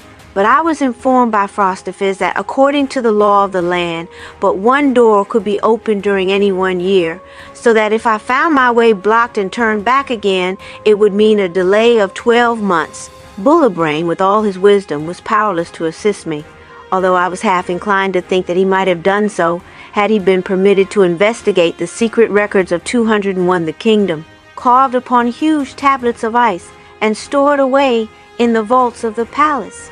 The fact of the matter is, King Gelidus was so desirous of having me assist at the marriage feast of Princess Schneeboule that he threw every obstacle in my way that he could without openly showing his hand. And Schneeboule herself, by the dancing of her clear gray eyes, gave me to understand that she too was hoping that I would make a mistake when I came to point out the door which I wanted open. Bulger saw that I was in trouble but couldn't comprehend clearly what that trouble was. He kept his eyes fastened upon me, however, watching my every movement, hoping, no doubt, to solve the mystery. While sitting one day lost in thought over the very serious problem which I found myself called upon to solve, an idea struck me. I had noticed that in the meat quarries, the workmen often made use of sounding rods, which were long pieces of polished bone, ending in flint tips. A koltytwerpian quarryman, by dexterously twisting this rod, was able to bore a hole 6 feet deep or more into the solid bed of ice when desirous of ascertaining the position of a carcass in the meat quarry. And it occurred to me that by piercing the portals of ice which close their various corridors I have spoken of, possibly Bulger's keen scent might recognize that current of air which would have in it the odor of earth and rock. In other words, make choice for me of the portal which opened on that corridor, leading away from the icy domain of King Gelidus, and not merely into some outlying chamber of his kingdom. His frigid majesty could not object to such experiments, for the law only forbade the hewing of openings large enough for the hewer to pass through. King Gelidus and half a dozen of his courtiers, looking stern and frigid and conversing in freezing tones, were present to see the experiment tried. Methought their icy lips clacked together with satisfaction when, at my request, one portal after 202 another was pierced, but Bulger, after sniffing at the hole, turned away with a bewildered look in his eyes, as if he didn't half understand why I was ordering him to thrust his warm nose into such cold places. And so we tramped from corridor to corridor until the quarrymen began to show signs of fatigue, and the sounding rod turned slower and slower in their hands. Frostifus blinked his cold gray eyes as much as to say, "Little Baron, thou must bide with us for another year." But I merely turned to the quarrymen and ordered them to pierce one more portal of ice ere we abandoned the task for the day. They went at the work of piercing the 11th door with the pace of pack mules up a mountainside, but at last the sounding rod bored a way through, and at a wave of my hand the quarryman fell back. In an instant Bulger had his nose at the hole and took 3 or 4 quick, nervous sniffs, ending with a long, deep-drawn one, and then breaking out into a string of sharp, jerky, joyful barks. He began scratching furiously at the bottom of the portal. "Your frigid majesty," said I, with a low and stately bend of my body such as only those born to the manor can make, "by this portal at the coming of tomorrow's sun I shall pass from your majesty's icy dominion." And when Frostifus and Glacierpoi heard these words of mine uttered so loftily, their eyes gleamed cold as steel, and they followed the king in silence back to the palace of ice. Schneeboo met them in the grand hallway, and when she had looked upon their faces she began to weep, for she loved me and she loved Bulger too, and her cold little heart could not bear the thought of our going. King Gelidus, however, soon recovered his spirits, and ordered a feast with song and dance in honor of Bulger, who during the festivities sat on the highest divan with the softest pelt beneath him, and so many were the frozen tidbits which the koltytwerps presented to him during the progress of the feast, that I grew alarmed lest he might overload his stomach and not be in a fit condition to make the early start on our journey, of which I had given notice to the koltytwerpian monarch. But his good sense saved him from doing so foolish a thing. In fact, I was greatly amused to see that, while he accepted every tidbit handed to him and solemnly went through the motions of chewing it, yet watching his chance, he slyly dropped it out of his mouth and flirted it aside with his paw. Thus was spent our last night at the icy court of his frigid majesty, and on the morrow the koltytwerps collected in great crowds on the different terraces to say goodbye. I pressed a kiss on the cheek of Princess Schneeboo, and when it had turned to ice crystals, one of her men brushed it into an alabaster box. Prince Chilichops, the former lamp trimmer, was on hand with the rest of the koltytwerpian nobles, but I flattered myself that Schneeboo loved me better than she did him. However, I wished him joy, and gripped his cold palm with such warmth that he stood blowing it for a whole minute. When we reached the lofty portal, we found that the quarrymen had already hewn a passage through it, and nearby I observed a pile of massive blocks of ice, crystal clear. These, when Bulger and I should pass through the opening, were to be used in walling it up again. And when I saw this pile of blocks, and remembered the solid workmanship of the koltytwerpian quarrymen, the thought flitted through my mind, suppose Bulger hath not chosen wisely, what use would there be in turning back? For my own weak hands would be powerless against a wall built of such blocks, and knock I ever so loud, how could the sound ever traverse this long and winding corridor and reach the ear of a koltytwerp? No, said I to myself, if Bulger hath not chosen wisely, it will be goodbye to both upper and under worlds. And then, bearing an alabaster lamp in one hand, and in the other holding the cord which I had tied to Bulger's collar, I stepped through the narrow passage hewn by the quarrymen, and turned my back forever on the cold dominion of Gelidus, king of the koltytwerps. Once I halted and looked back. I could see nothing, but I could hear the sharp click of the flint axes as the quarrymen closed up the door that shut me out from so many cold but loving hearts. And then I drew a long breath and went on my way again. And that was the last I ever saw of the koltytwerp saving daydream or night vision. The wonderful ride on the block of ice. Chapter 30th. All about the most terrible but magnificent ride I ever took in my life. 90 miles on the back of a flying mass of ice, and how Bulger and I were landed on the banks of a most wonderful river. How the day broke in this underworld. Had my hand at that moment not grasped a cord tied to the neck of my wise and keen-eyed Bulger, I really believe I would have come to a halt, faced about, retraced my steps, and begged the inhabitants of this crystal realm to admit me once more into the cold kingdom where Gelidus held his icy court. For a sudden fit of depression came upon me as the chilly air struck against my cheeks, and I saw the deep darkness made visible by the tiny flame of my alabaster lamp. Cold though it might be, I would have sunshine in the icy land of the koltytwerps. But now, how could I tell what fate awaited me? Luckily, I had asked the captain of the meat quarries to allow me to retain one of his sounding rods with its flint point, for I feared lest in descending some icy declivity I might fall and bruise or even break a limb. I was determined to advance cautiously along this icy passage, shrouded as it was in impenetrable gloom, and so different from the broad and polished pavement of the marble highway. And hence, hanging the lamp about my neck, I proceeded to make use of the sounding rod as an alpenstock, for which purposes it was admirably adapted. Suddenly, Bulger halted, gave a low whine of warning, and turned back. In an instant I knew that there was danger ahead, and letting myself drop on my hands and knees, crawled carefully along to make an investigation of the dangerous spot in our route, signaled by the watchful Bulger. It was only too true. We stood apparently upon the very edge of a sheer parapet. How high I had no way of ascertaining, but I was unable to reach any bottom with the sounding rod. What was to be done? Turn back? It was not yet too late. The koltytwerpian quarrymen could not have completed their task in so short a time.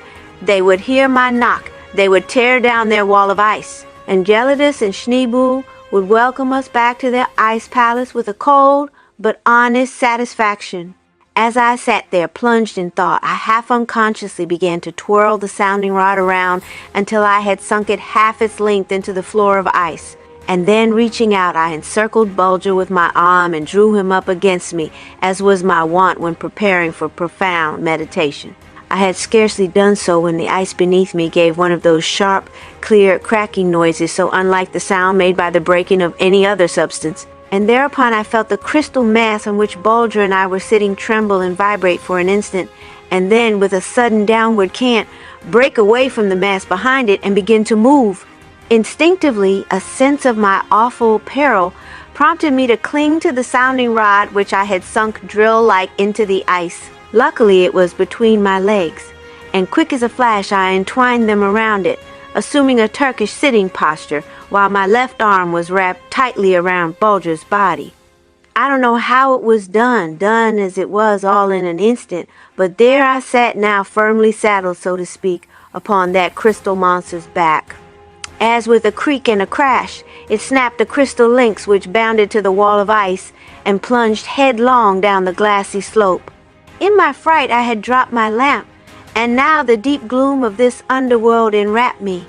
But no, it was not so, for as the escaping block of ice creaked and crunched its way along, the two cold crystal surfaces gave forth a weird glimmer of phosphorescent light which made the flying mass seem like a monstrous living thing, out of whose 1,000 eyes were darting tongues of flame as it rushed madly along, now gaining speed upon striking a steeper stretch of way, now fouling with some obstruction and dashing against the rocky sides of the corridor and sending a shower of crystals sparkling and glittering in the black air.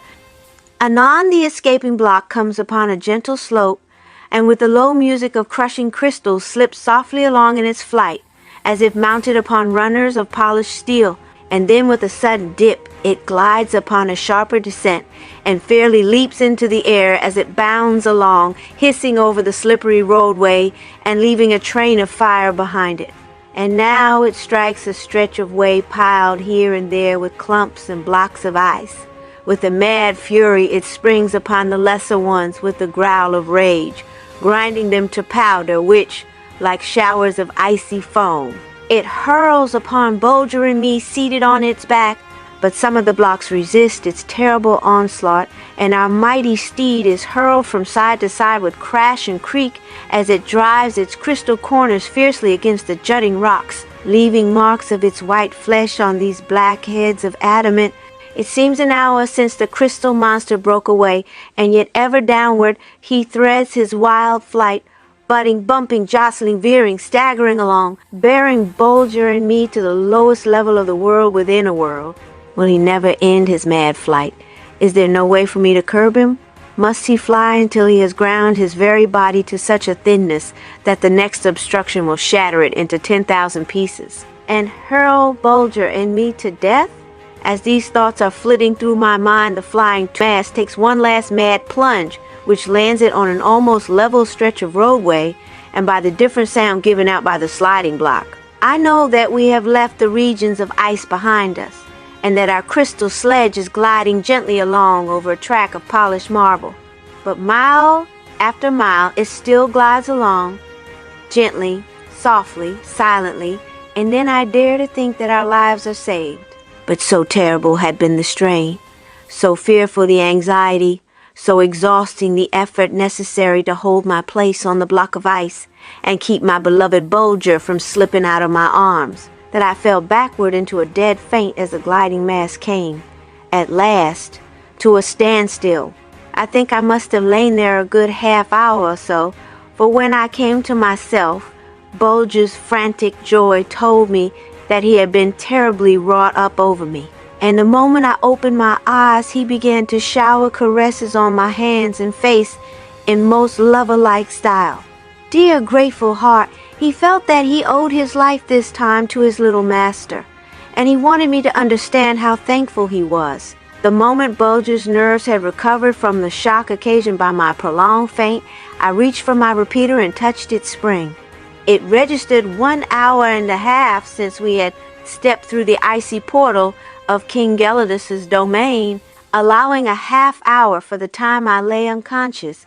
It showed that our mad descent on the back of the crystal monster had lasted quite a full hour, and reckoning the average speed of the escaping mass of ice to have been 1.5 miles a minute, that we were now in the neighborhood of 90 miles away from the cold kingdom where Gelidus sat on his icy throne, and Princess Schneeboule at his feet with chili chops beside her.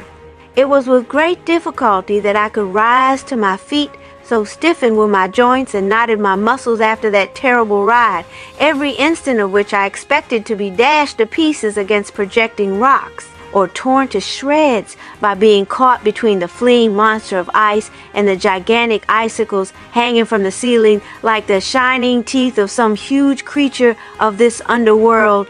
But could it be, dear friends, that Bulger and I had only escaped a quick and merciful ending to be brought face to face with a death 10 times more terrible, in that it was to be slow and gradual, denied even the poor boon of looking upon each other? For darkness impenetrable was folded about us and silence so deep that my ears ached in their longing for some sound to break it. And yet there was something in the sound of my own voice that startled me when I used it.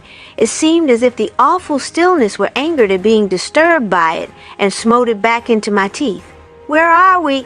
This was the question I put to myself, and then in my mind I strove to recall every word which I had read in the musty pages of Donfum's manuscript concerning the world within a world. But I could recollect nothing to enlighten me, not a word to give me hope or cheer, and I was about to cry out in utter despair when, happening to raise my eyes and look off in the distance, I saw what seemed to me to be a jack-o'-lantern dancing along on the ground. It was a strange and fantastic sight in this region of inky darkness, and for a moment I stood watching it with bated breath and wide-opened eyes. But no, it could not be a will-o'-the-wisp, for now the faint and uncertain glimmer had increased to a mild but steady glow, reaching away off in the distance like a long line of dying campfires seen through an enveloping mist. But in a moment's time, this wide encircling ring of light had so increased in brightness that it looked for all the world like a break of day in the land of sunshine.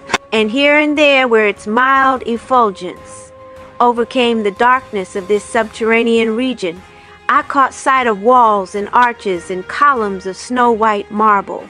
And then as I called to mind Don Fum's mysterious reference to sunrise in the lower world, I swung my hat and gave a loud cry of joy, while Bulger waked the echoes of these spacious caverns by his barking.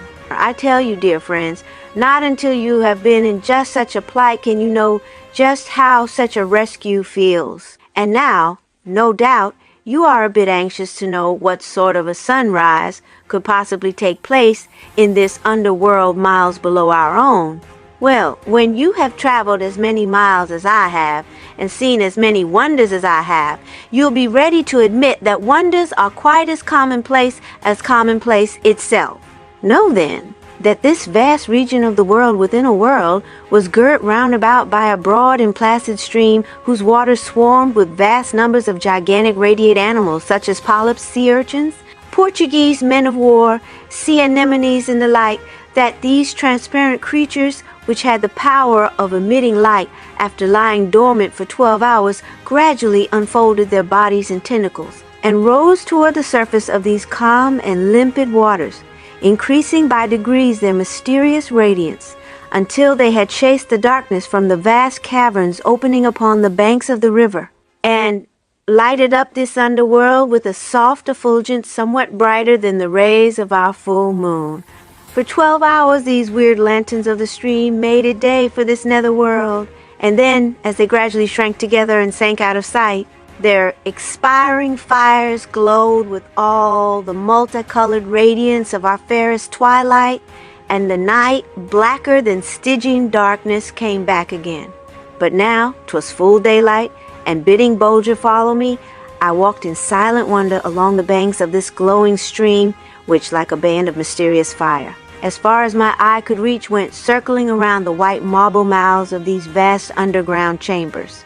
With every turn in the winding way that skirted the white shores of this wonderful stream, its swarms of light-emitting animals lent it a new beauty, for as the day advanced, if I may so express it, they lifted their glowing bodies nearer and nearer to the surface, until now the river shone like molten silver, and as the sheer walls of rock on the opposite bank held set in them vast slabs of mica, the effect was that these gigantic natural mirrors reflected the glowing stream with startling fidelity, and threw the flood of soft light and dazzling shimmer against the fantastic portals of the white marble caverns on this side of the stream.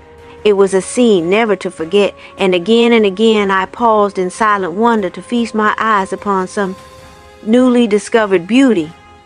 Now, for the first, I noted that every white marble basin of cove and inlet was filled with a different glow, according to the nature of the tiny phosphorescent animals which happened to fill its waters, one being a delicate pink, another a glorious red, the third a deep rich purple, the fourth a soft blue, the fifth a golden yellow, and so on.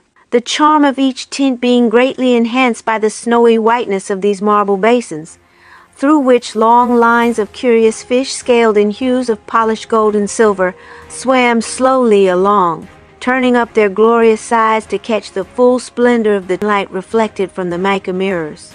And now the chilly breath of King Gelidus' domain no longer filled the air.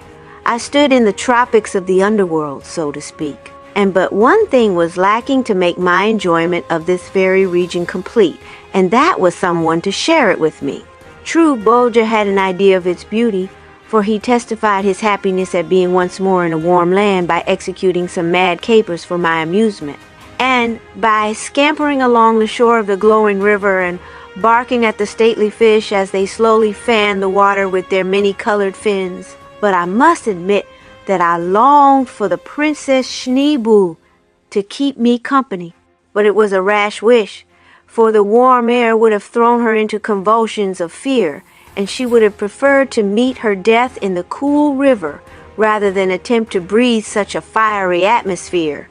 By this time I had advanced several miles along the white shores of the glowing stream, and Feeling somewhat fatigued, I was about to sit down on the jutting edge of a natural bench of rock, which seemed almost placed on the riverbanks by human hands for human forms to rest upon, and watch the wonderful play of tints and hues in this wide sweeping inlet when, to my amazement, I saw that a human creature was already sitting there.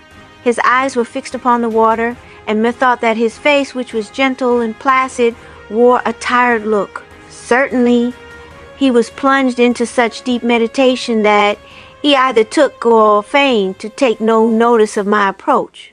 Bulger was inclined to dash forward and attract his attention by a string of ear-splitting barks, but I shook my head.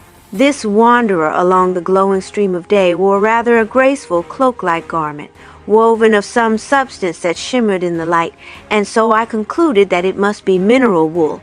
His head was bare, and so were his legs to the knees, his feet being shod with white metal sandals, tied on with what looked like leathern thongs. All in all, he had a friendly, though somewhat peculiar look about him, and his attitude struck me as being that of a person either plunged into deep thought or possibly listening for some anxiously expected signal. At any rate, accustomed as I was to meet all sorts of people on my travels in the four corners of the globe, I determined to make bold enough to interrupt the gentleman's meditations and wish him good morrow.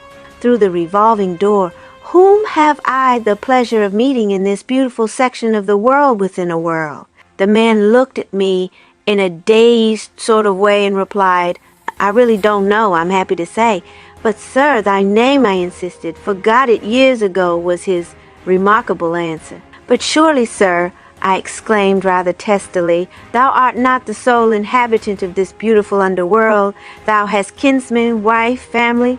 Ah, gentle stranger, he replied in slow and measured tones,